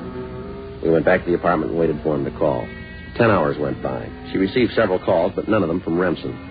Manuel Pena, one of the detectives checking Remsen's address, called and said that they'd found that he moved away on June 18th. He said they'd make a follow-up investigation. 11:30 p.m. What if he doesn't call me? He said he might, didn't he? I know, but it's never at any particular time. I just said he'd been calling. Maybe he won't. What happens then? We'll wait and see. Remember, hold it so we can hear it now. I know. Hello? Oh, hi. I don't know if I can make it. Well, I know. I'd like to, but I'll have to call you. Uh-huh. Sure, honey. Thanks for calling. Bye. Girlfriend wanted me to go bowling tomorrow night. Mm-hmm. You heard what I told her. Guess it's better not to try to plan anything, huh? Yeah. It's the front door buzzer. Someone's calling from down below. Door's locked at 10. All right, answer it and hold the receiver so we can hear. You still don't trust me. That's not the point. Hello? It's him. Get him up here. What's that, Steve? Uh-huh. I know, honey. I guess I was wrong, too. Uh-huh. Come on up. Hurry, honey. There. That'll open the front door for him. He'll be right up. Frank, you want to unlock this door? Yeah. You carry a gun? I know he's got one. All set? Yeah. Hiya, doll. Police officers, Remsen, get your hands up. What's Come going on? over your head. Hold it right there, Frank. Yeah. What is this, Joe? All right. He's clean. Get your hands behind your back. Come on. You heard him. These are police officers. Honey. Boy, you... All right, hold it right there. Never mind. You and the cops. I should have finished what I started with you. You tried. You wouldn't have got your laylet if you'd used your head. We wouldn't be in this mess now. My fault for tying her with a knothead like you. Oh, you... All right, now stop it, both of you. Sure, it's just that you guys never come close if it wasn't for this dumb broad. You tell us. Had it all worked out. Things were going just the way I planned. All right. Sure, I'd be sitting pretty except for her. Yeah, sure you would. Dumb broad, the biggest mistake she ever made. No, there was one other. What? The first time she talked to you.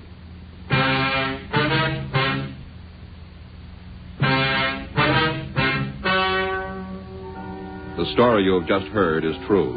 The names were changed to protect the innocent. On October 5th, trial was held in Department 98, Superior Court of the State of California, in and for the County of Los Angeles. In a moment, the results of that trial.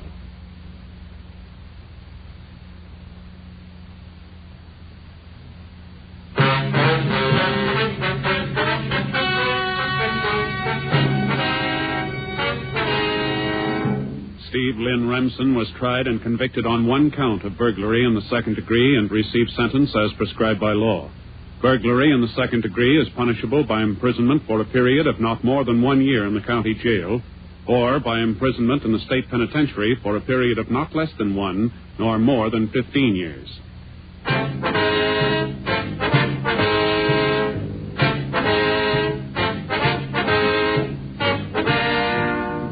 You have just heard Dragnet, a series of authentic cases from official files. Technical advice comes from the Office of Chief of Police W.H. Parker, Los Angeles Police Department.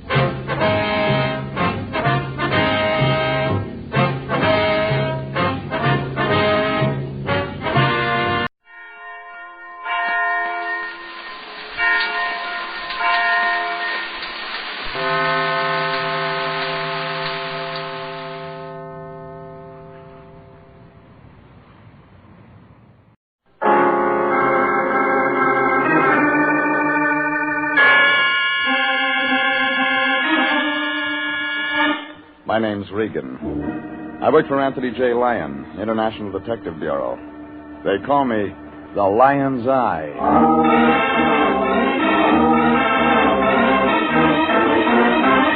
Wednesday at 9, and CBS brings you Jeff Regan, Investigator, starring Frank Graham as Regan with Frank Nelson as Anthony J. Lyon. So stand by for mystery and suspense and adventure in tonight's story of The Lady from Brazil.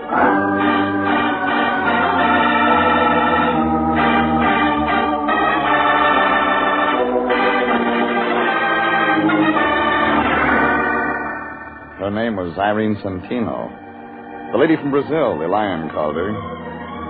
He figured it for an easy trace job. Something for missing persons, only when we do them, the Lion gets paid. Yeah. The program said it was simple. Except before we wound it up, there were a couple of added attractions. A doctor who didn't do any doctoring, a nurse with a built-in temperature, and a couple of blackouts that were meant to be permanent. And guess what? In that last part, I was supposed to be the star. Anyhow, it all began late last Monday. I was home. My boss, Anthony J. Lyon, knocked on my door. And that's when I made my first mistake.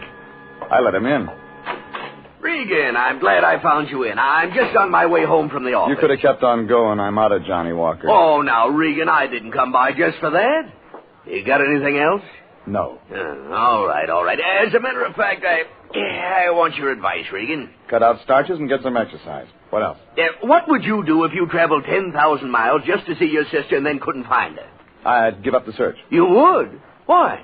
I haven't got a sister. Oh, that's not what I'm talking about. You'd go to missing persons, wouldn't you? Sure you would. But if you knew your family in a foreign country would become greatly alarmed at this sort of notoriety, you'd look for your sister in another way. You'd hire a good private detective. Now, isn't that right? Come on, Fatso, put it on the road. What do you mean? I'm just posing a simple problem. And you've got an angle somewhere. All right, we have a new client. Her name's Irene Santino. She's from Brazil, Rio. Fine family, Regan. Coffee. She's engaged international to locate her younger sister, Carmen. I'm no St. Bernard. You'll do till I can feed one. Oh, now, I know you've been working hard lately, but, Regan, this is one of those occasions when I'm proud to be a part of our profession. We have an opportunity to help a young lady in desperate straits and at the same time secure goodwill from South America. Ever hear of the State Department? Of course I have, but they can't do it all alone. It's up to individual citizens to take responsibility, too. And that's the only reason you want me to find a sister? Absolutely. Now, Miss Santino is taking an apartment at this address. Here, go see her, comfort her, let her know International and the United States of America will do everything possible to locate her lost sister. Yeah. That all? Well, that's enough. What'd she pay you? $200. That's a lot of green to get in advance. Well, she insisted. She's very anxious to find that girl. Watch out her check doesn't bounce. It won't. She paid cash. That $200 was already making a lump in the lion's coat.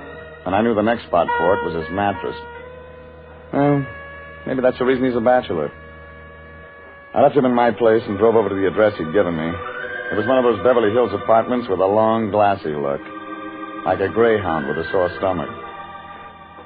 Irene Santino's apartment was on the second floor. She was a tall, brown-haired girl without a smile. She wore glasses. And when she talked, she sounded sad. Like a banjo player with a paper pick. Thank you so much for coming over, Mr. Regan. I've been very upset all day. I just had to do something about Carmen. Your assistant? Yes. She's the one I came to California to see. I heard.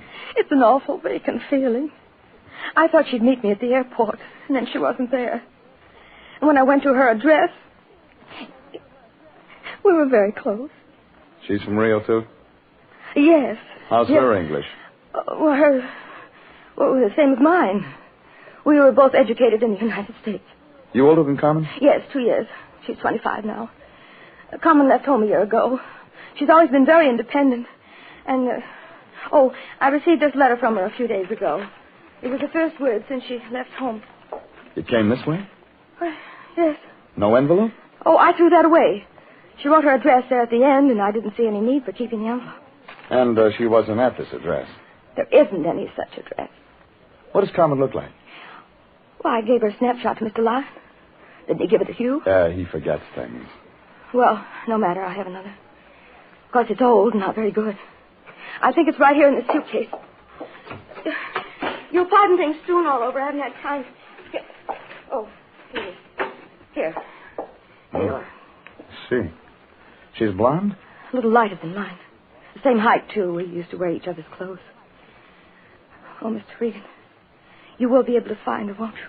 I don't think you want me to. Mr. Regan, are you trying to be funny? You hand me a snapshot so old it could be anybody, and a letter that says nothing, and you want me to turn up a blonde. But I thought those would be leads. She mentions the name of her doctor. Is he the man? Man? She left home a year ago. She wasn't following the crops. There was a man in it. I've got to have it all, lady. All right. There was a man. His name was Frank Martin. I met him once in Mexico City. She thought she was in love with him. He lives out on Laurel Avenue. You talked to him? No. But I asked questions around. I'm completely satisfied he knows nothing about it. Perhaps if you'd see the doctor, my sister mentioned... You want me to find your sister? Yes? But you don't want me to see this Frank Martin. I didn't say that. You didn't have to, lady. Okay. You'll get a report when I've got something. Oh, just one more thing. What's that? How long did you stop off on the way to shop in New York? Why? What makes you think I'd do that? When you leave your clothes strewn around the label show. There's no Saks Fifth Avenue in Rio. When I walked out, her mouth was wide open like she was trying to scream. Only nothing came out. I hung around outside the door for a minute to see if she'd use the phone, but nothing happened. I looked up Frank Martin in the city directory and drove over to Laurel. A 2-story apartment building the color of a bride's blush. It was wrapped around a swimming pool. Too small for people and too big for birds. Martin's name wasn't on the mailbox, so I looked up the manager. You don't know me, do you, Pilgrim? Well, I just got here. I played the Palace in 26. Oh, them were the days. Write it up and sell it to the movies. Them slobs. Central Casting ain't called me in 4 years. Got a card? Afros, SAG, and the Musicians Union. I play French horn. None of them call me. I figure it's television. No union yet. I'm looking for a man named Frank Martin. Now, look, if you got trouble, stay away from Frank. He bruises easy. And you're just a mother, too. He's a nice laddie. Now, remember what I tell you. Sure. All right. Come on. I'll show you. Thanks. That's him. Up there. He stays in one key. All the time. A low one. You said that once. Well, here we are. You know, I kind of like you. You get around. Ever run into Mervyn Leroy? Not yet. If you do, mention my name, will you? Sure. What is it? Just say that Trixie Finnegan was asking for him. He'll remember old Trixie. How could he forget? You're not a whooping, you know. Come on in. It's unlocked.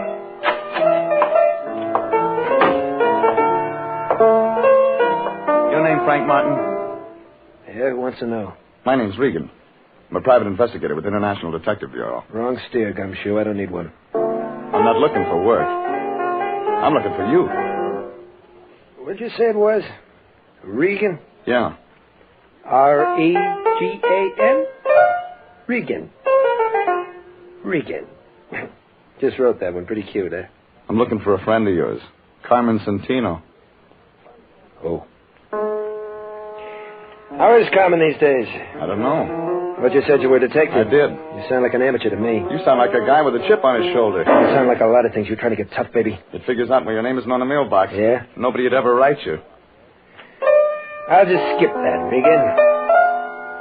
Well, who hired you to do what? My sister's in town. She's looking for Carmen. No, Carmen had a sister. What else? You're the boyfriend. Boyfriend. It's real good. Let me tell you what she's like, Regan. Eyes just right. Hair just right. Everything just right. Wait till you see her in a bathing suit. That's something, brother. She isn't wearing one in this picture. Let's see. No, it's a bad picture, Regan. Hardly looks like her, like she is. Ever met him like that? Well, we're going to be married, Regan. Only she decided all of a sudden she didn't want to. Just like that. It was her idea. Haven't seen her since. You try? Once. She moved, no forwarding address. That's all. Makes good story. Yeah, but you don't believe it. Let me tell you the reason we broke up. It's a dilly. My hearing's good. Well, you've heard about the happy couple. The guy keeps getting loaded, can't lay off. Well, this is different. This is the big switch. Carmen. Yeah, Carmen. And why she was seeing a doctor? Carmen, seeing a doctor? Look, why don't you get out of here? We don't like each other. My sister thinks something might have happened to Carmen. She's scared. Yeah, some of us are scared part of the time. When somebody makes a lot of noise looking for somebody, then everybody gets scared. You scared, Regan? Yeah. What about? Carmen Centino. I might be looking too late.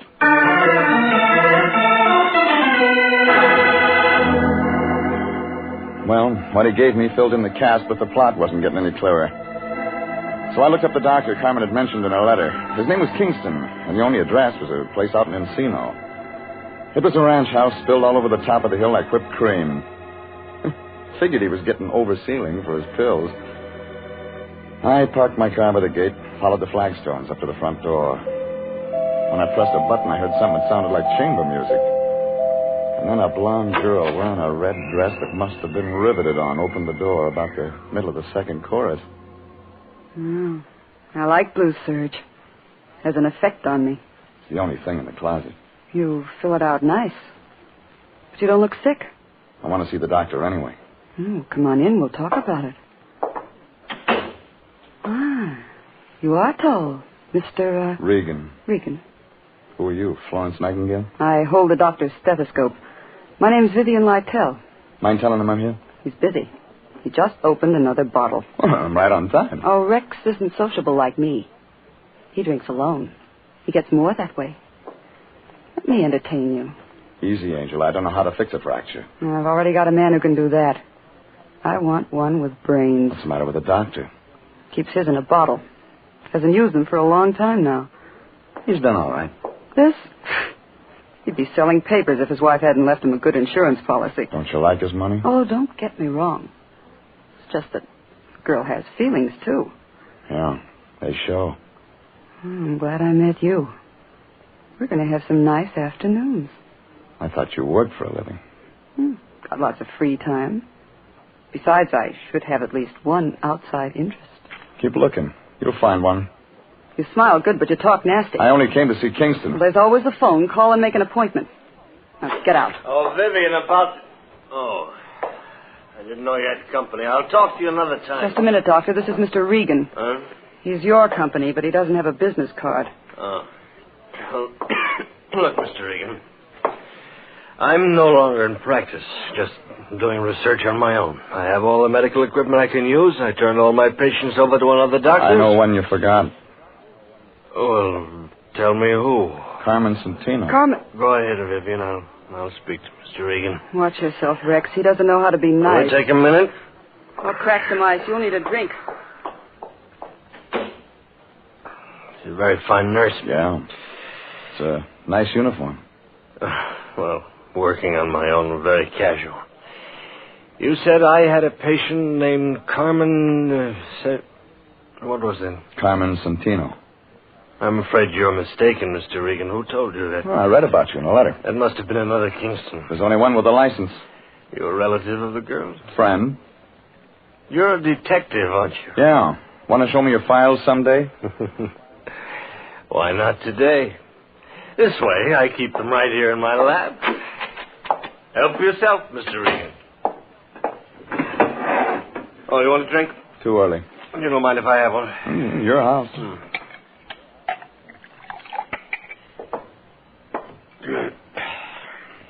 Didn't find anything? Not under Santino. She could have used another name. No, that's possible. When was I supposed to have treated her? Oh, about a year ago, according to this letter. Here, this is a picture. No. Oh. I've never treated anyone who looks like that. Sure. Positive. What was her illness? Might have had something to do with that stuff you're drinking. They die from it sometimes. I see.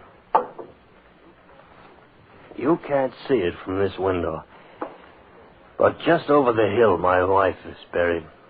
I had special permission from the county, of course, bury her on my property. She was a great comfort to me. We were very close. I haven't been the same since she passed away.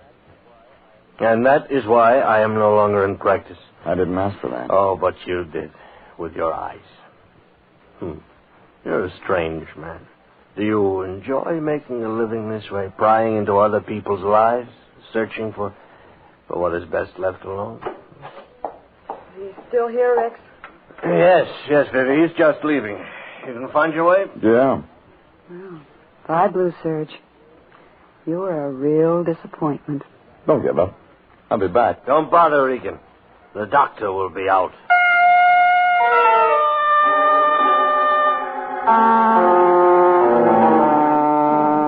The whole thing looked phony, like a fan dancer in long underwear. But when I left the two of them, I was beginning to get an idea, just beginning.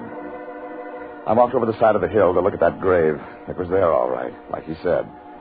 Irene Kingston, 1922, 1948. Well, maybe that explained it. Maybe it didn't. I was remembering those New York labels I'd seen on my client's clothes.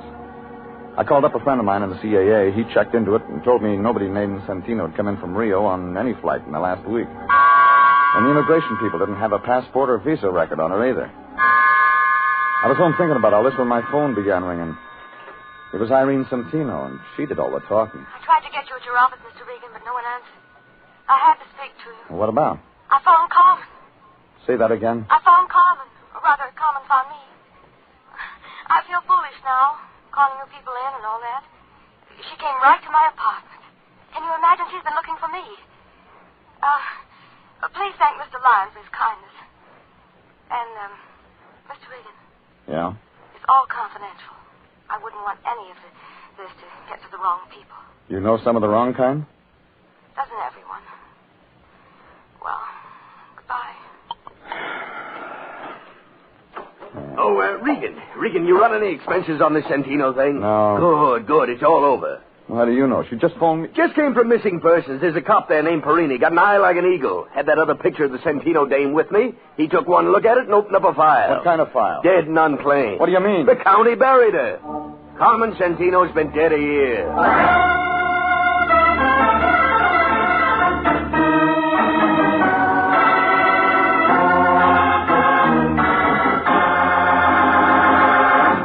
This is CBS, and you are listening to The Story of the Lady from Brazil, tonight's adventure with Jeff Regan, Investigator.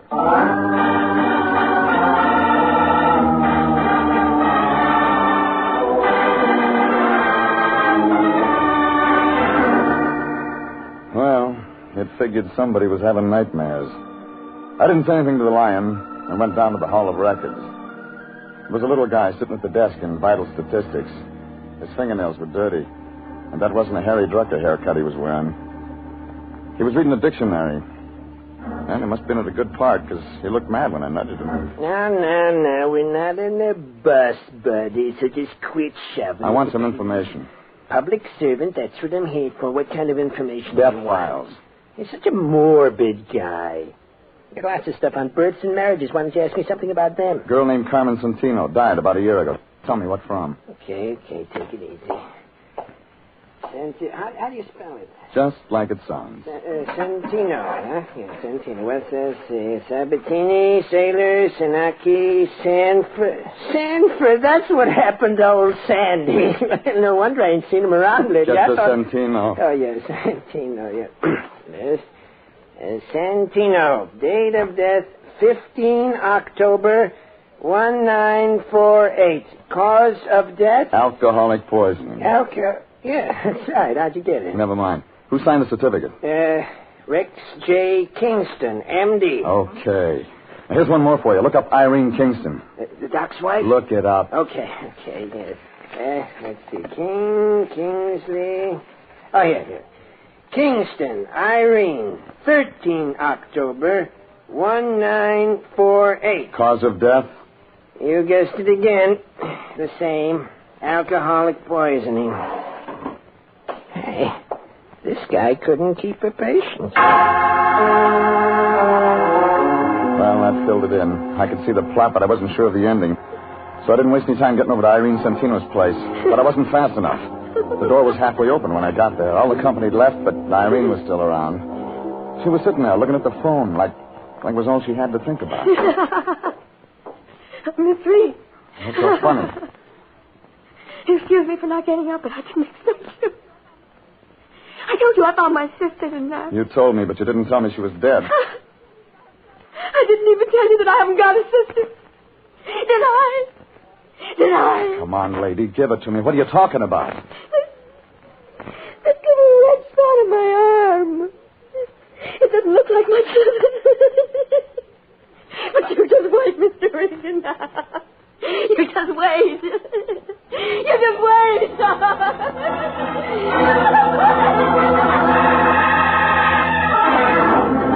I found a doctor on the floor below. He grabbed his black bag and went to work on her. She quieted down to a slow, inside giggle. Then went out all the way. The doctor got a hold of an ambulance and carted her off to a hospital. They just wheeled her out the door when the lion showed up. Regan, did I see an ambulance out in front? That's right. Your client was in it. Huh? Somebody stuffed her full of something and made her giggle. I don't understand all this at all. I stopped by home to change to my dark suit so I could come by and bring Miss Santino the news of her sister's death. And what do I walk You can into? save your tears, Fatso. She didn't come from Brazil and she wasn't rich. That woman gave me $200 cash. There was nothing unreliable about her. We had a contract. Well, New Year's coming up. You can use it for confetti. Now, see here, Regan. Look at this picture. Irene Santino. I have one just like it. All right, draw some glasses on it. Add about 6 or 7 years. I don't understand you, Regan. We're talking business, and all at once we're playing games. Look, when I came to see her tonight, she wasn't wearing her glasses. She looked a lot like the dame in this picture. Well, of course she did, naturally. That's her own sister. She never had a sister. Never had a sister? Then who did the county bury? That's what I'm going to find out from a certain Dr. Kingston.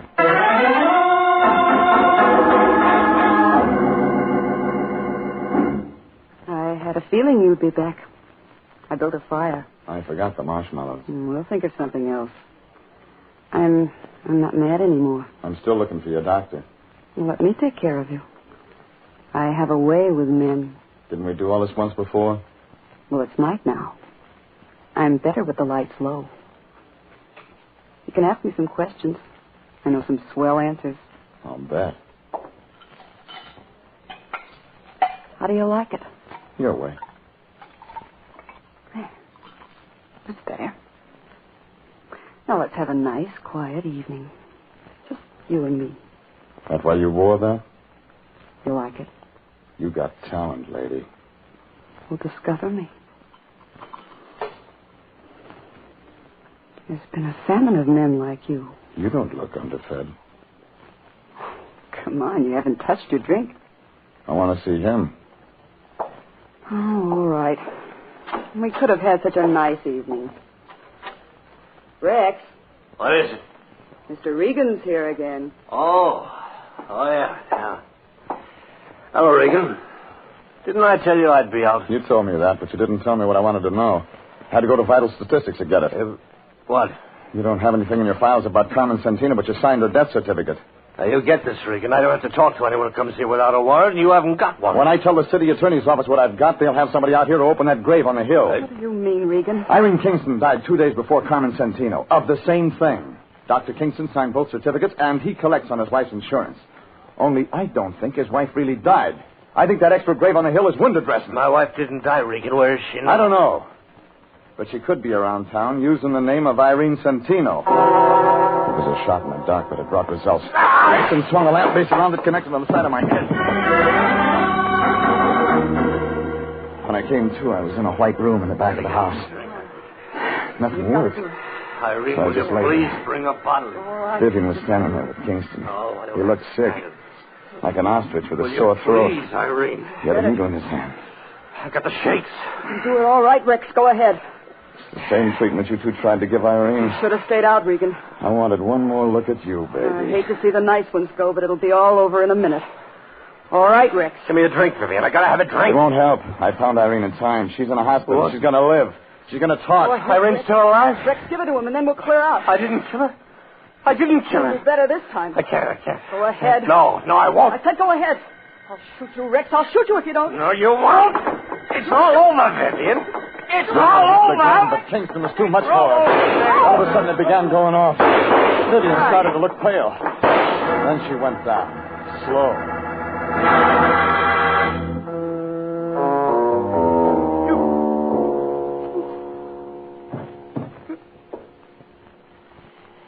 Oh, she deserved that. That's what you're going to tell the state? Regan, is Irene really going to live? That's what the doctor says. Oh, good. Regan, look, no, don't try to move. I gave you a shot of preparatory solution. You won't be able to move for another hour. I suppose I ought to run. You won't get far. I know. Listen to me. Irene is my wife. She's innocent of all this. When you tell the police the real story, I haven't got it all. I know it started with Carmen Santino. Oh, she stumbled in one night, dropped dead before I could do anything for her. Alcohol. Yeah. Before she died, she kept talking about a man named Martin. Lives over on Laurel. But I didn't get in touch with him. I had a better idea. She looked a great deal like my wife, Irene. It was really quite remarkable. The insurance. Yeah. Irene didn't want to do it, but she loved me, so she finally agreed to hide out in New York. I used one body for 2 death certificates, buried an empty box up on the hill. I was supposed to join Irene later. We were going to start a new life together. Vivian. Yeah. Vivian came along. I was drinking one night. She found out the truth. I was trapped. Would have stayed that way if Irene hadn't hired you. Well, it figures she made up that story about her sister from Brazil just to scare you into getting rid of Vivian. It worked, too. I'm scared stiff. Yeah, like that guy Martin said. Somebody gets scared, and then you... everybody. Regan? Regan, can you hear me? Huh? Oh, sorry. Stuff's making me sleep. Yeah, that'll wear off. I'm going now, Regan. See that Irene gets a fair shake. I'll try. He picked up a bottle and started out the door. He didn't even look down at Vivian's body on the floor. I tried to move, but like you said, nothing worked. It was more than 2 hours before I could get to the phone and call homicide.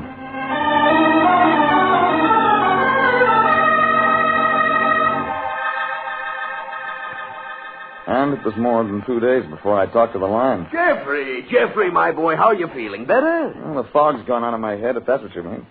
Otherwise, I feel lousy. Oh, don't take it so hard, my boy. All in a day's work. Besides, there's the brighter side. Yes, indeed. Like what? Well, for one thing, they got that Dr. Kingston. He only got as far as Las Vegas.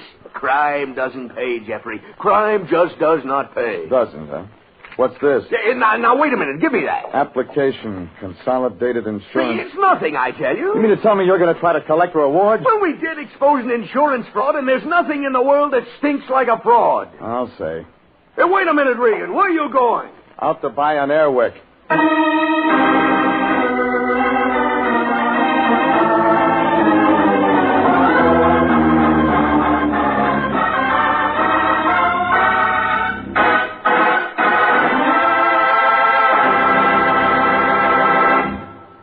Jeff Regan, Investigator, is written by E. Jack Newman, directed by Sterling Tracy, and stars Frank Graham as Regan, with Frank Nelson as Anthony J. Lyon. Original music is by Dick Arant.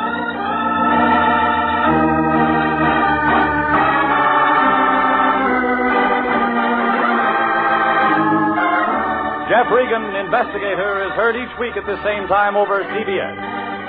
Bob Stevenson speaking, and inviting you to be with us again next Wednesday at 9 for more suspense and mystery and adventure with Jeff Regan, Investigator. This is CBS, the Columbia Broadcasting System.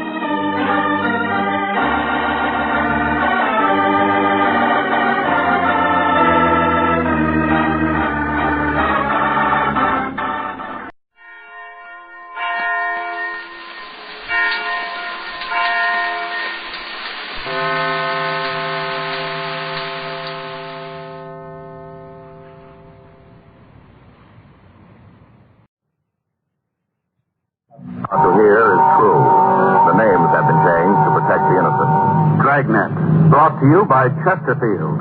This is the best, Chesterfield, and the time to change today.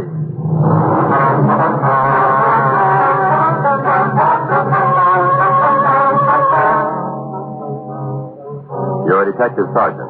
You're assigned to burglary detail. You get a call to meet a fire inspector at a burned-out home. There's reason to believe the fire was started by a burglar. Your job, investigate.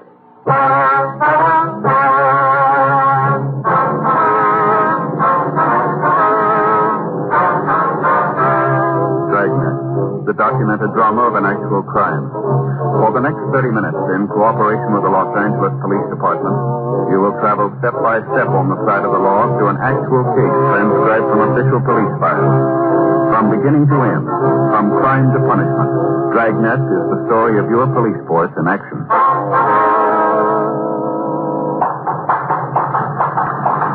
It was Wednesday, November 4th. It was cool in Los Angeles. We were working the night watch out of burglary detail. My partner is Frank Smith. The boss is Captain Bernard. My name is Friday.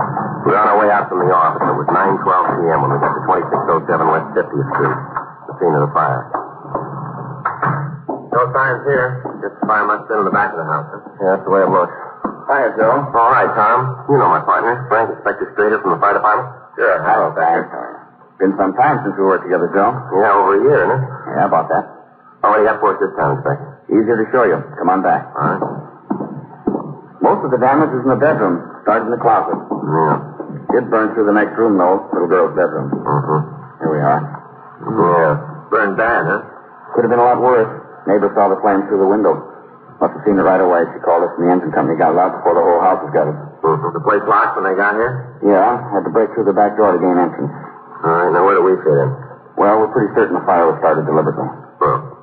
When I was checking, I noticed the window had been tampered with. Come here, I'll show you what I mean. See the lock? Yeah. Yeah. Looks like it was forced, doesn't it? See here? Screws are pulled right out of the frame. Yeah. Glass is cracked, too. Yeah. Any chance your boys might have done this? No, I checked that angle.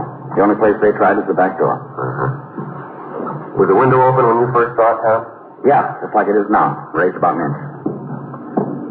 Frank? Yeah. See these marks here on the sill? Uh-huh. Probably made when the window was forced, huh? Better get the lab out here, I guess. Huh? Yeah, I'll get him. Phone to the front room near the table. Thanks, Inspector. You been able to contact the owner, Tom? Yeah, lived with his wife and little girl. Got here just about the time they had the fire out. Took her wife and kid over to her sister's place for the night. Well, did he know if anything had been stolen? Didn't ask before he left. He said he'd come back as soon as he could. Well, you got any ideas? Well, I'm sure the fire was set. Might be insurance. Maybe a pyromaniac. Thief trying to cover something.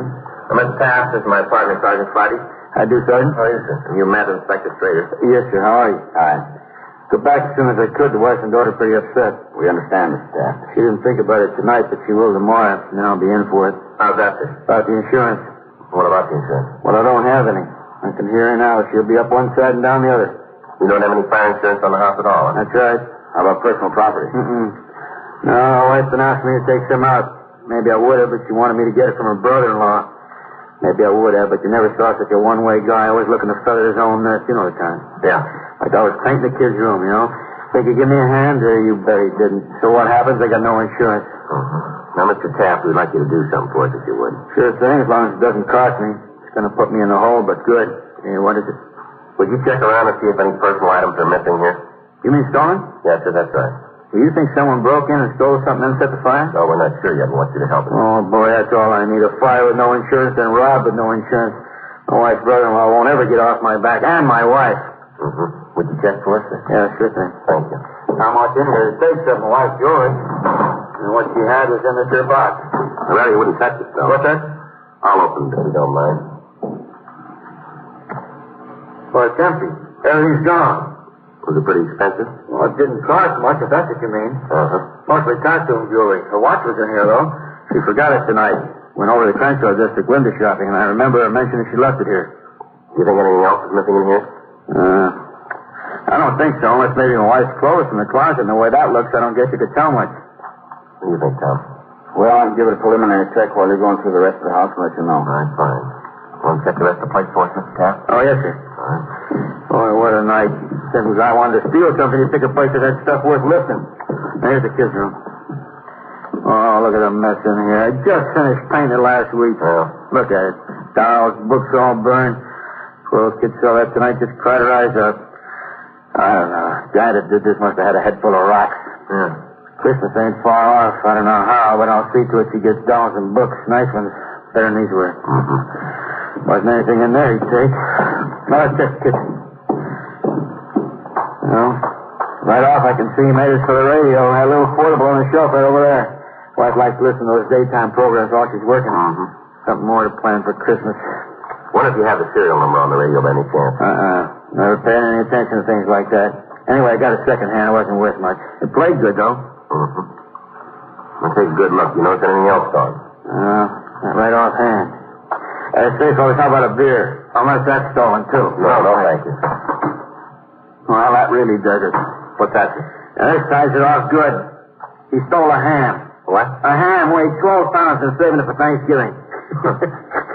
There goes a big dinner my wife planned. Oh, I guess it's all right if you can laugh about it, huh? I was just thinking, maybe I'll have the last laugh at my wife's brother. What's that? He was coming to dinner.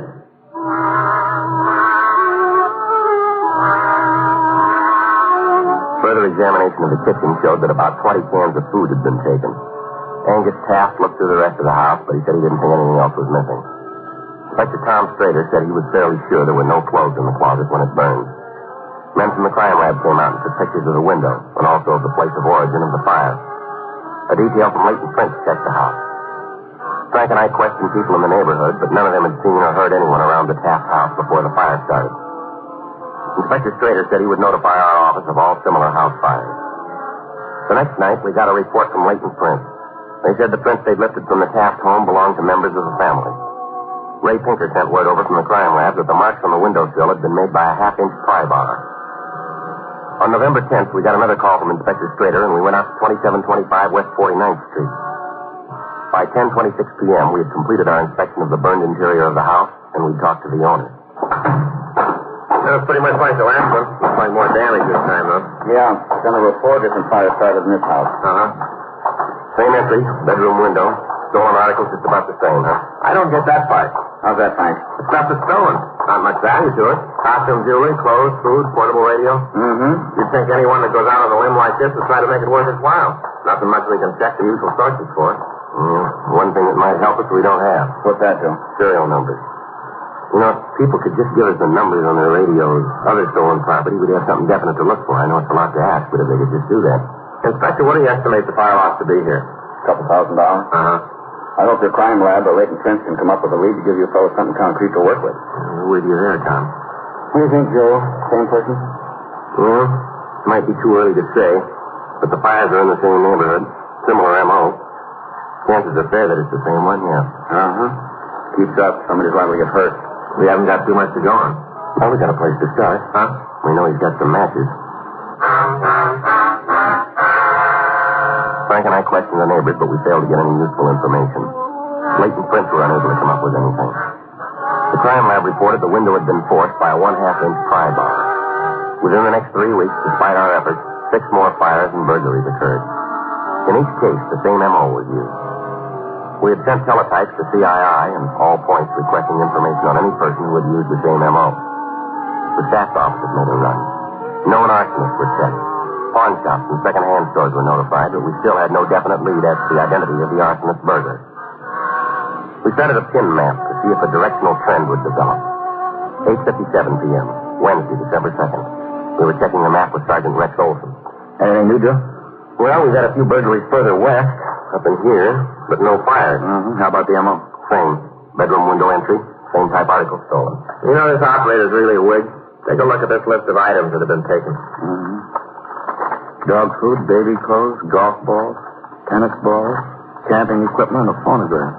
That's quite an assortment. Tennis balls were initialed, I think, by the owner. He said he could identify them. Details have been checking playgrounds for him. Mm-hmm. I guess you pretty well covered every angle then. Yeah, extra men from Metro and the fire department have been on stakeouts in areas where fires have occurred. They've run down a lot of leads, but we haven't come up with anything to date. You know, how about Prince? No, haven't been able to give us any positives. I guess they're switching M.O. Something to be thankful for, then. Yeah, but the guy is still out breathing the same air as we do. Yeah. I know it bothers you, but you're doing your best. You can't ask for more. Mm-hmm. If you talk to some of these families that have been burned out, and you sure wish you could. Yeah, I know how you feel. The guy isn't satisfied setting one fire in the house. He set as many as 6 in one place. Look at those red pins. Mm-hmm. I'll do it. Burglary, Olson. Uh-huh. What's that address? 1904 West 50th Street. Right. Yeah, they're with me now. Yeah. Burglary, here's the address. Right. Anything else? Yeah, another red pen.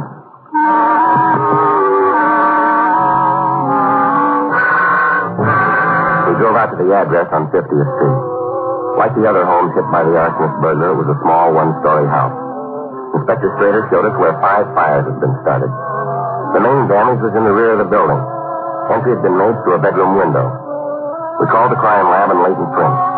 The owner, a Mr. Clinton Bates, arrived and checked for missing property. 10:27 p.m. We came to the living room. Well, right offhand, I'd say nothing was missing in here. Well, sir, it's possible he just didn't take anything from this room. Why do you say that, Sergeant?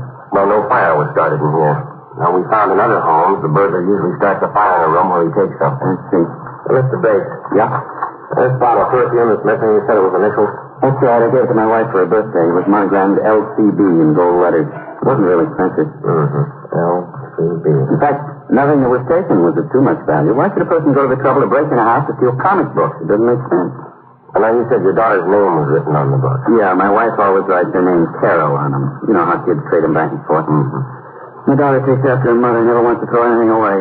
I've had over 100 comic books. Mm-hmm. In fact, there's a lot of junk I wish he had taken. And just left the house the way it was without starting the fires. Okay, we understand. Now about the coins that were taken. Yeah? This is the first time that any money's been stolen. But what did he take? About $2 worth of coins. Not much to help you there, is there? Yes, as it might be. They're American coins that can be spent. Now, the fact that they're old may give us a lead if somebody tries to spend them. Mm-hmm. Kind of a long shot, isn't it? Yes, sir, maybe. But this person hasn't given us much choice. Now, do you think you could give us the dates on the coins? Well, I can't, but my wife may be able to. They belong to her. Like I told you, she never gets rid of anything. Mm-hmm. She got them from an aunt a couple, 3 weeks ago. I told her that since they were old, they might be worth more than just the regular value. Yes, sir. So she took them to some shop, you know, where they handle old money. The man there told her they weren't in demand, only worth a nickel, dime, whatever it was. I needed change for cigarettes one day, but she wouldn't give them to me. Anything else she hangs on to. Well, you can see the junk around here. Mm-hmm. You think you can get those dates for us?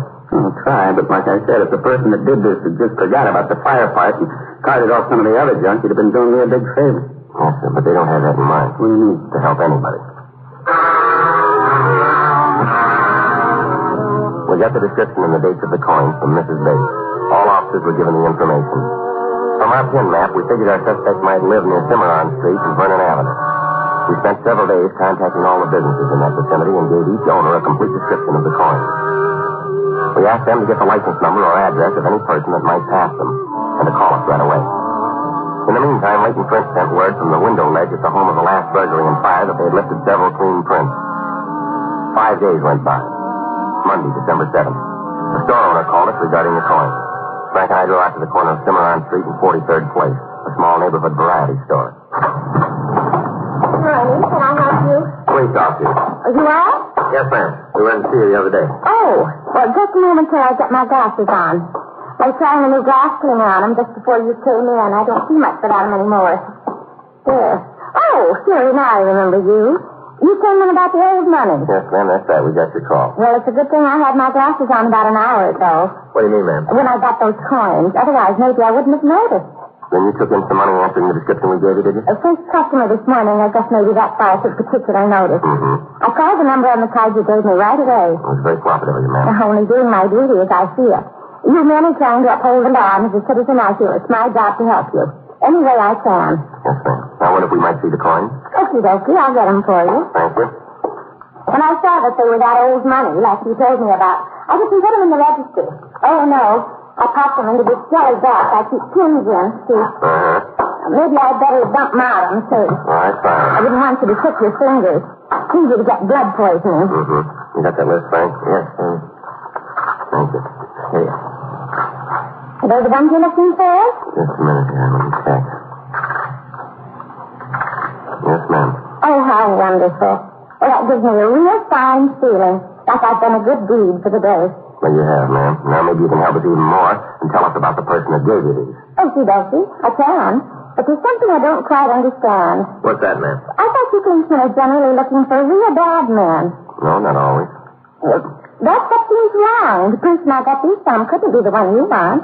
Why do you say that? It was a little girl, about 9 years old.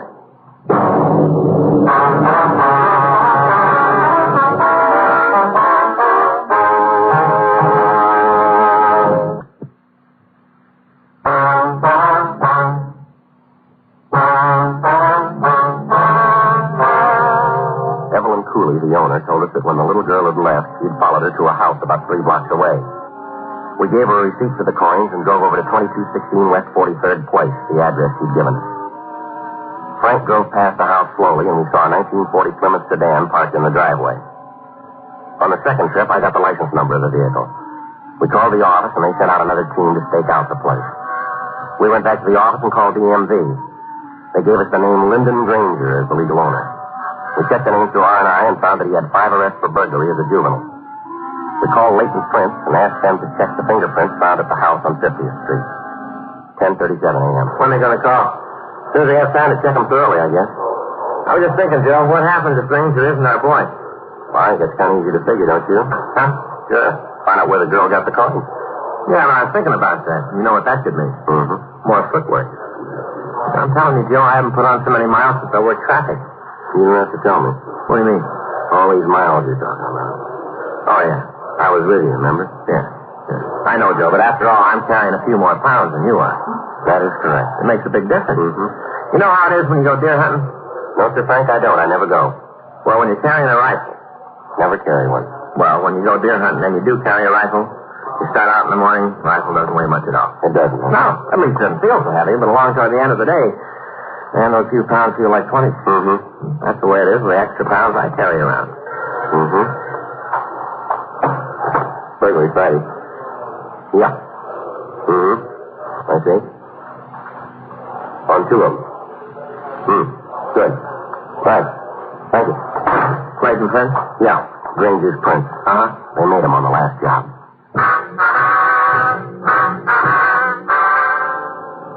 The fact that Granger's Prince tied him in with the last fire burglary was enough to get a complaint, but we wanted an airtight case. We decided to follow the suspect that night. Another team was set out to relieve the stakeout on his home. When Granger left the house at 8:09 p.m., Frank and I were behind him. The other team remained at the house. We followed him for about an hour. 9:13 p.m.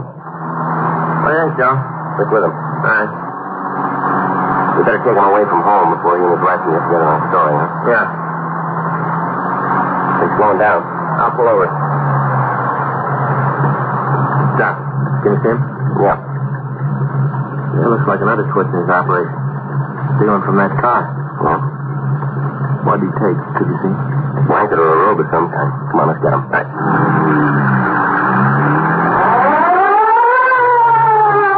All right, Granger. Don't put it in gear, police officer. Making a run for it. Right. He's going to hit that car. Come on. Out of the car, Granger. Come on, move. Come on. What? Come on, get out. Fast. Hands over your head. Right there. Keep your hands up. All right. Did you say police officers? Yeah. All right. Get your hands behind your back now. I didn't hear you too good. I wouldn't have taken off if I'd known you was cops. That's the truth. If I was you, I'd believe that. That's so? Well, I'm just going to feel terrible if you guys don't believe me. Well, now, that's too bad. Huh? We don't. We questioned Granger, but he refused to admit any knowledge of the burglaries or the fires. We met the other team on stakeout, and they took him into custody while we went in to talk to his wife. We identified ourselves, and she told us to come in. Shut up, Fortune. Be quiet. Don't worry about him. He won't bite. Dog's no good for anything except to eat and sleep. No, I didn't take him with him tonight. What's that, ma'am? My husband goes out just about every night and takes the dog with him. Not tonight. He's under my feet every minute. Is there anybody else in this house besides you? What? Are you alone here? Yes, except for that mutt. What? Well, you don't mind if we look around, do you? Don't you believe me? Yes, yes. You have to. I ain't hiding nobody. Go ahead. I'll take it, then. You want to sit down, Miss Granger? Why? You gonna be here for stuff? There are a few things we have to ask you.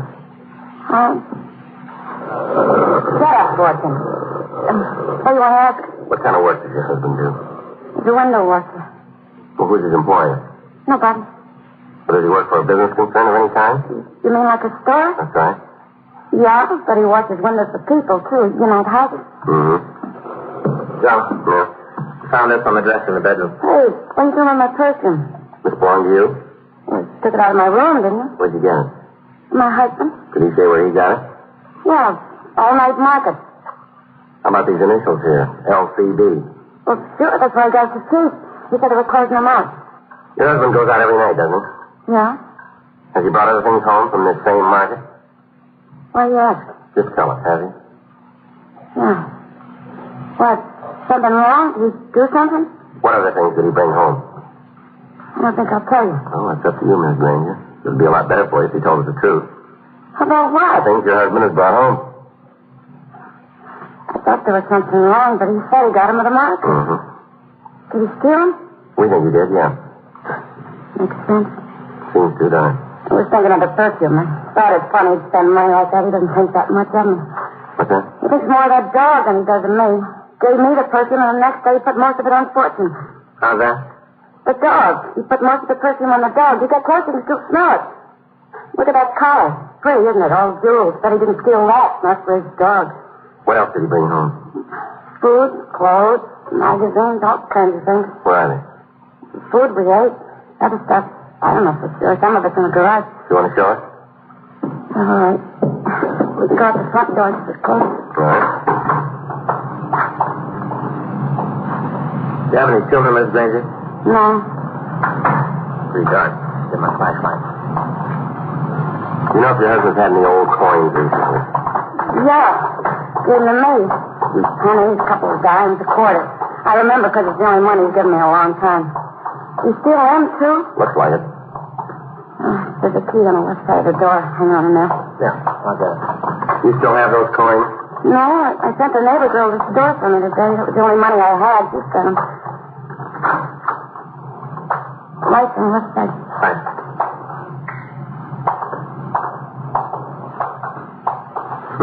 Comic books. What was that name, Joe? Harold. Yeah, checks right down the line. This camping equipment. Is this something you got at that market, too? Yeah, I guess so. You never bought any, I can remember. Wouldn't be any reason. He'd never take me camping. Do you know what's in this box? No. Do you know where the key is for the lock? No. Guess you'd have him. I'll give you a hammer. Yeah. You gonna break the lock? Yeah.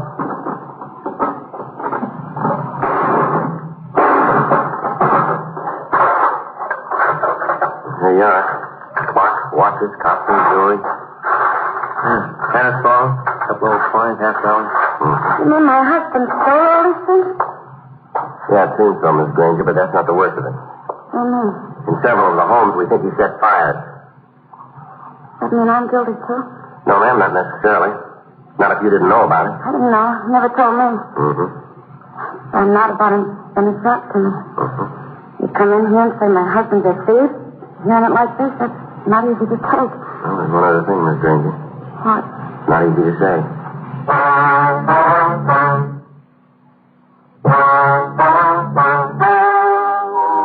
The story you've just heard is true.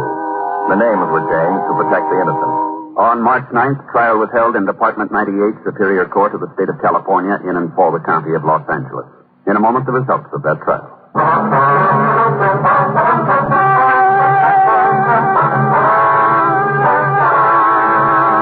Lyndon Frederick Granger was tried and convicted of burglary in the first degree, 5 counts, and of arson, 4 counts. He received sentence as prescribed by law. Burglary in the first degree is punishable by imprisonment for a period of not less than 5 years. Arson is punishable by imprisonment for a period of from 2 to 20 years in the state penitentiary.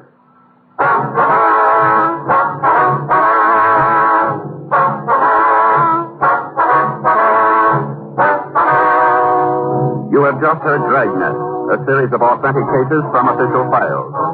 Technical advice comes from the Office of Chief of Police W.H. Parker, Los Angeles Police Department. Technical advisors, Captain Jack Donahoe, Sergeant Marty Wynn, Sergeant Vance Frazier. Heard tonight were Ben Alexander, Walter Sandy, Jack Crucian, Virginia Gregg. Script by John Robinson, Earl Slade. Music by Walter Schumann. Hal Gibney speaking. Watch an entirely different Dragnet case history each week on your local NBC television station. Please check your newspapers for the day and time.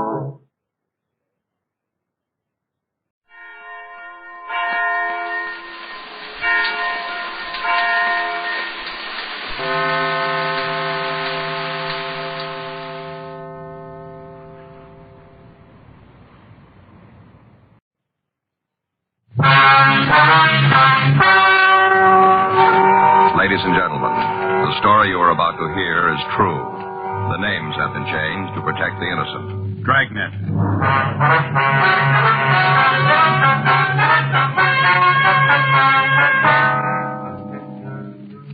You're a detective sergeant. You're assigned to homicide detail. An elderly man is threatening an entire neighborhood with a shotgun. He says he's going to use it to kill a man. Your job? Take it away from him.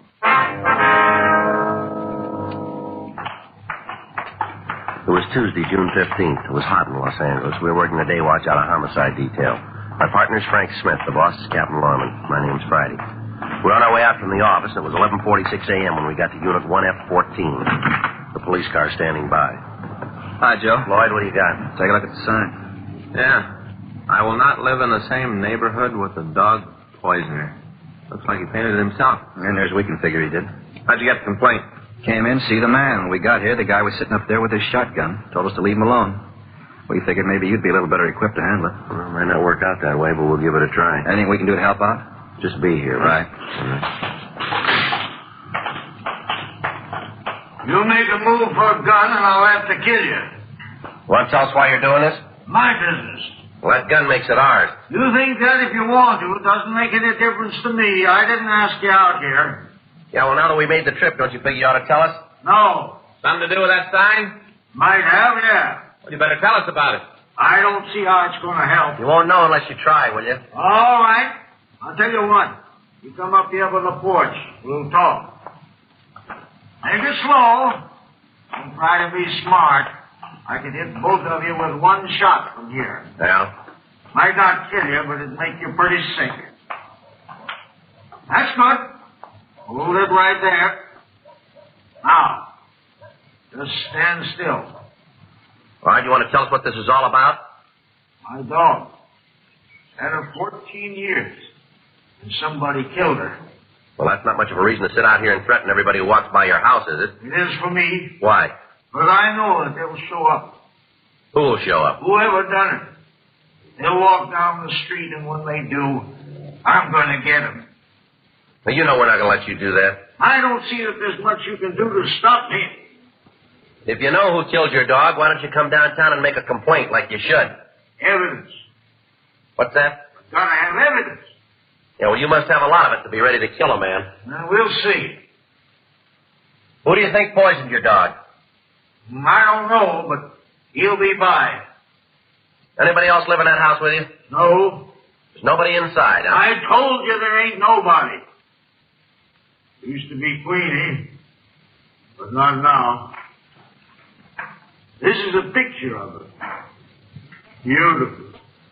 I'm going to tell you something, old-timer. What? You can sit there and think you got this thing under control, but you haven't. Is that right? Yes, sir? Maybe you better take another look. I've got the gun. Yeah, well, it might be that way. But there's 100 more that are going to keep you from committing a murder out here. That's a hard word to use, isn't it? No, because that's what you're figuring to do, isn't it? How do you think you're going to stop me? You bring that gun up into firing position, and I'll show you how I'm going to stop you. All I'm trying to do is to pay back something. I don't want to hurt anybody else. Look, mister, why don't you tell us who you think poisoned your dog and why? We might be able to do something for you. Because I don't think it'd help. Well, why don't you give it a try? He was poisoned. I saw it come home. I saw it crawl right up that walk on her stomach, dragging her hind legs. Yeah? Oh, you wouldn't understand what she meant to me. She was like a person. Someone to talk to. She was a lot of company. This book here, written by a man who knew. He understood. Yeah, well, all that may be fine, but you got no right to sit out here with that shotgun. This man knew about dogs. Art McIntyre. Who's that, sir? Old McIntyre? I want you to listen. This will explain just what I'm doing here. Hold it. Hold it right there. I'll drop this book and kill you. Now, I want you to listen to this. I want you to listen carefully. Brothers and sisters, I bid you beware of giving your heart to a dog to tear. So wrote Kipling in an excellent elegiac. I happen to be a dog lover who does not believe in that warning. 8 of the happiest years of my life was spent in the almost constant companionship of a devoted dog. When he was taken from me, cruelly but with merciful swiftness, it was a terrific heart wrench. For 2 days I grieved inconsolably. For weeks I walked the streets at night, trying to get hold of myself. Yet now, when time has dulled the pain, I can truthfully say that the joy and understanding my dog brought into my life more than compensated for the sorrow of his passing. For my dog taught me many things, as enduring as the ages. Outside of the divine relationship and the human, I know of no influence so ennobling as our relationship with a dog. My dog's name was Junior. He was a Boston Bulldog, weighing 24 pounds, with a blazing muzzle, white collar, and feet tipped with white. His coat was the glossy brown of an autumn leaf. He had a lovable lopped ear that perked with quizzical abandon. He was full of joyous life and never outgrew his practices. I picked him up in a Fifth Avenue dog shop in much the same manner that one buys a trinket. I thought he was cute looking. He was then 4 weeks old and trotted sideways with mock seriousness. I took him home in my overcoat pocket. From that day on, for 8 years, he played a big part in my life. He came to understand me better than most of my human associates did. He knew his time for play and my time for work. He did not trespass. His only illness displayed the heroic courage that characterized him until his death. One evening, his mistress and I came home after the theater, and when we opened the door, we missed his welcoming rush and bark. We found him lying on the floor of the bathroom in a pool of blood. When I bent over him, there was a feeble thump of his tail, as much as to say, "Don't worry."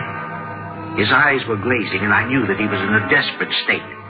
We worked over him several hours, and finally, in a wobbly manner, he stood up, walked unsteadily to the bedroom, and picked up his play ball, as if to say, "You see, I'm all right." In a half hour, hour, he had another hemorrhage. With uncanny instinct, he rushed into the tile bathroom so as not to injure the carpet. Fortunately, he recovered quickly from his attack, and in 2 days seemed as well as ever. Dogs are unerring in reflecting the characters of their masters and mistresses. To Junior, I represented the play spirit, the wrong and flapdoodle. Well, he was somewhat of a roughneck in his relations with me. But with his mistress, he was always gentle and careful. One of the important lessons Junior taught me was to have more faith in my fellow beings. I had for years knocked about as a newspaper reporter and had acquired that veneer of cynicism that is typical of the craft.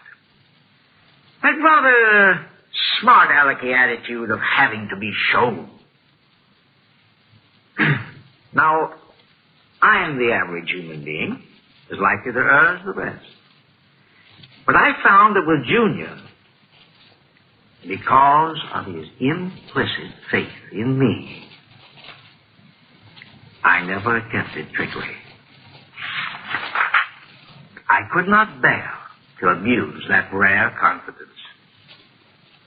And this set me to thinking that if we humans displayed the same faith in our fellows, we should be less likely to have that confidence abused. I come to the final chapter of Junior's life with tears that are shed unashamed. As I've said, he was my constant companion for 8 happy years. My longest absence from him was when I was in Europe, where the quarantine regulations are so strict that it is quite unfair and selfish to take the dog there. Junior, like all good dogs, was faithful to the end. He died obeying my command, which made his loss all the more tragic to me. I left him after his evening romp and was away until shortly after midnight. Upon my return, his greeting was, it seemed to me, especially joyous. It was so joyous, in fact, that it indirectly led to his death. Shortly before I arrived, a servant had taken him out for a walk. But he was so glad to see me, and he loved so to go out late at night without a muzzle or a leash on, that I humored him, and we went out again together. At that hour, there was very little traffic on Fifth Avenue, and Junior ran far ahead of me.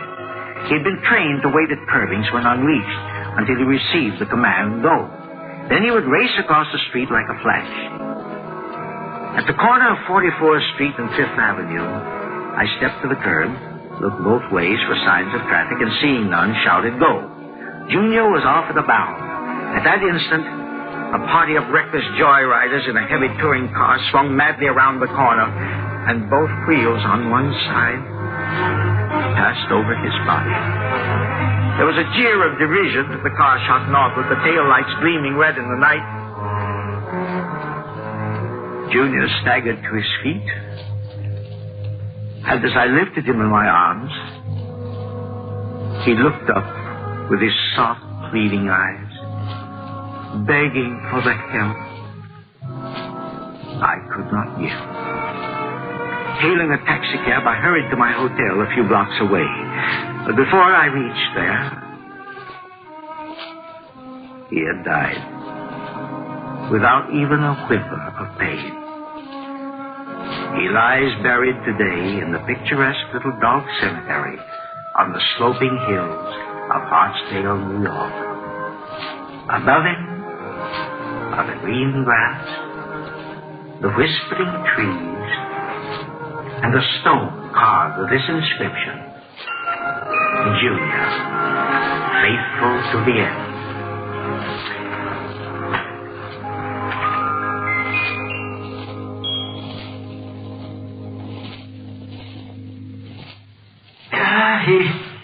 He's a great columnist, old McIntyre. Yes. Now then, we'll all just wait. For what? The man who poisoned Queenie. You're expecting him, are you? He'll be by. This is going to be something different for you two. How's that? You won't have to look for the man who kills him. Friday, see you a minute? Yeah, Lloyd. What do you got? We checked the old man through R&I. You find anything news? No record. How about the neighborhood? Well, Perkins and Henry checked, talked to the people on the street. Well? The news we can find out he's pretty near a hermit. Doesn't have much to do with anybody. No close friend? No, none that anybody knows about. He gets one piece of mail a month, evidently some kind of check. Mm-hmm. We talked to the manager at the grocery down the street. Collins does all his shopping there. What do you have to say about that check? It's from an insurance company, some kind of annuity. Anything else? No, the rest of the book's empty. Mm. Now, where do we go from here? Find some way to get that gun away from him. Any ideas? Well, if we could find the poisoner, it might give us a break. If there is a poisoner? No, Lloyd, I believe him. Anyway, it won't do any harm to shake the neighborhood. If we pick the guy up, maybe the old man will settle down. It's a big job. Yeah, well, that's a big gun.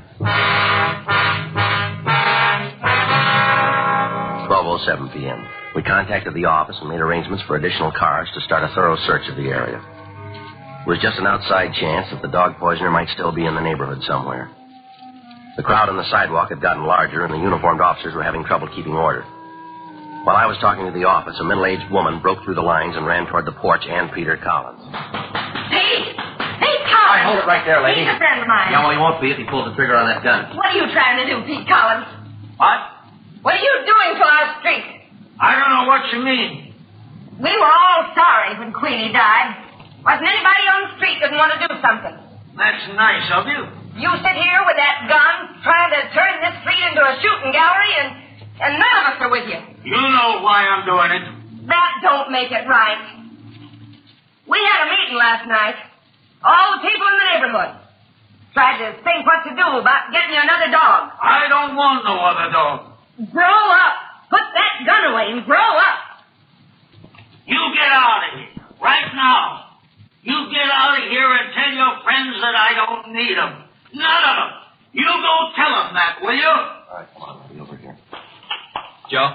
Yeah. Just talked to the office. They're sending out more men, gas guns. Anything on the poison? No, still looking. Lady, what do you know about him? Oh, he lived next door for 16 years. You live alone all that time? Yeah. I think he was married before he moved here. Yeah. All he had was that old dog. Just the two of them. You have any idea who might have poisoned the dog? We'd all like the answer to that one. Ma'am? Queenie's not the first one. Them 13 others. Hardly a dog on the block that hasn't gotten sick. We've done about everything we could. It isn't easy. What do you mean? The way the law is. What? We checked into it. You did, huh? The way the law reads, in order to prove poisoning, you've got to see the person throw the bait. Yeah. There's none of us got time to sit around the back fence and watch people walking down the alley. Mm-hmm. But even if you do see the person throw the bait, you can't just go in and arrest them. All right. The law says you got to have part of the bait. Well, that's hard to do. Mm-hmm.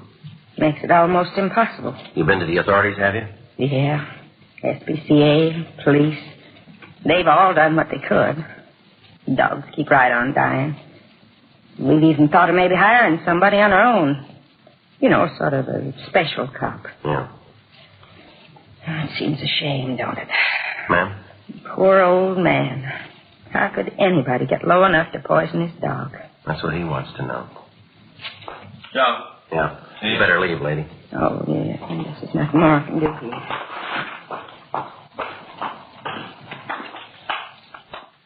Yeah, what do you got? Well, this man here, his name's Bentley Mocker. Yeah.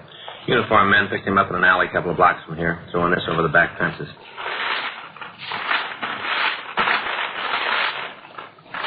Meat, huh? Yeah. That him? That's the man? That's the man who poisoned Queen? All right, put that gun down, Collins. I'm going to kill him. How about it, Joe? Collins, put it down. Oh, stand clear. Better get these people out of here. Right. What are we going to do? No choice now. Yeah. We got to shoot him.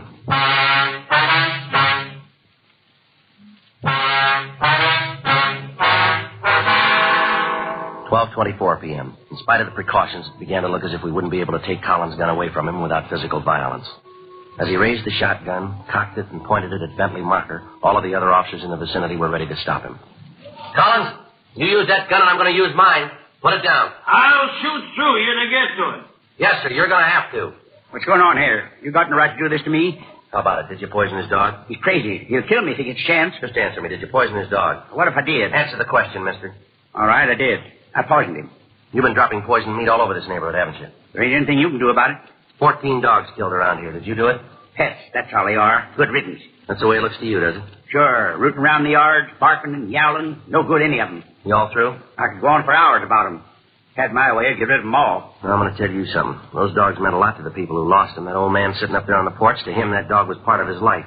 What gives you the right to sneak around back alleys and side yards and kill off a pet that belongs to a child or an old man? I don't have to stand around here and listen to you. No, sir, you don't. Lloyd? Yeah, Joe. Take him downtown. What for? You got no law to hold me? Yeah, well, maybe we can find one. In the way you talk, you think dogs are better than humans. In your case, they are. Come on, let's go. Frank. Yeah? Tell him to stand by with the gas. Yeah. No other way, huh? Now I'll make one more try. Right. I'll bring up the heavy stuff. All right, Collins, it's all over now. I'm going to tell you once more. Put that gun down. How did I get one chance at that poisoner? He's gone. He's downtown. Now, this is the last time. Put it down. I don't care anymore. It's up to you. We've done all we can. That man ought to die. Put the gun down. I don't care anymore. I'd just as soon shoot you. Collins, it's all over. Now put that gun down and we'll take it away from you. Joe. Joe. Yeah, take a look. What's the kid want here? Well, look. Note pinned to his coat. Policeman, maybe this will help. When will I read it?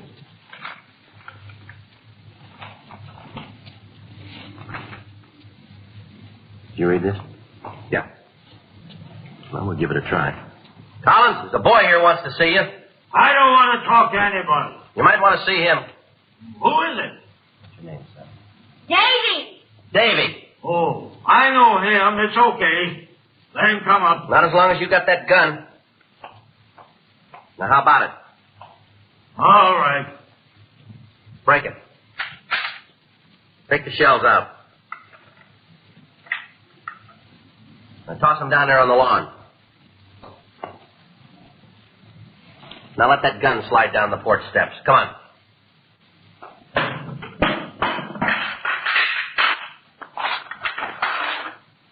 All right, son. Come ahead.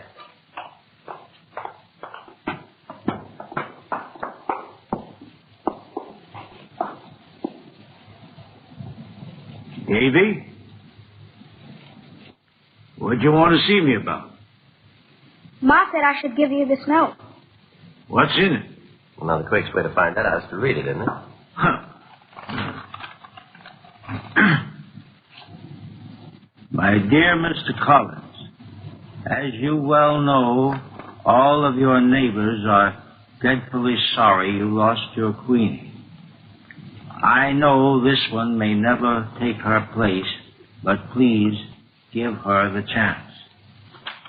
Oh, yes, it's a little girl. Your neighbor, Mrs. Tom Evans. You want to see the puppy? Well... Come on, son. Let's unzip your jacket here. Here. Okay. There you are. It's a little girl. Just a puppy. That's right. Yeah. Queenie's collar doesn't fit too good. Mm-hmm. Think I'll have to get another one. No, I wouldn't worry about that. Huh? She'll grow into that one.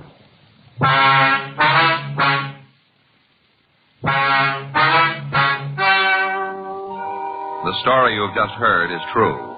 The names were changed to protect the innocent.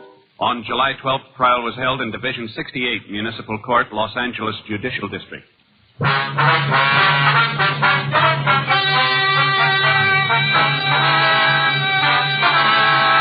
Peter Lawrence Collins pled guilty to violation of Section 417 PC, drawing or exhibiting firearms, 1 count.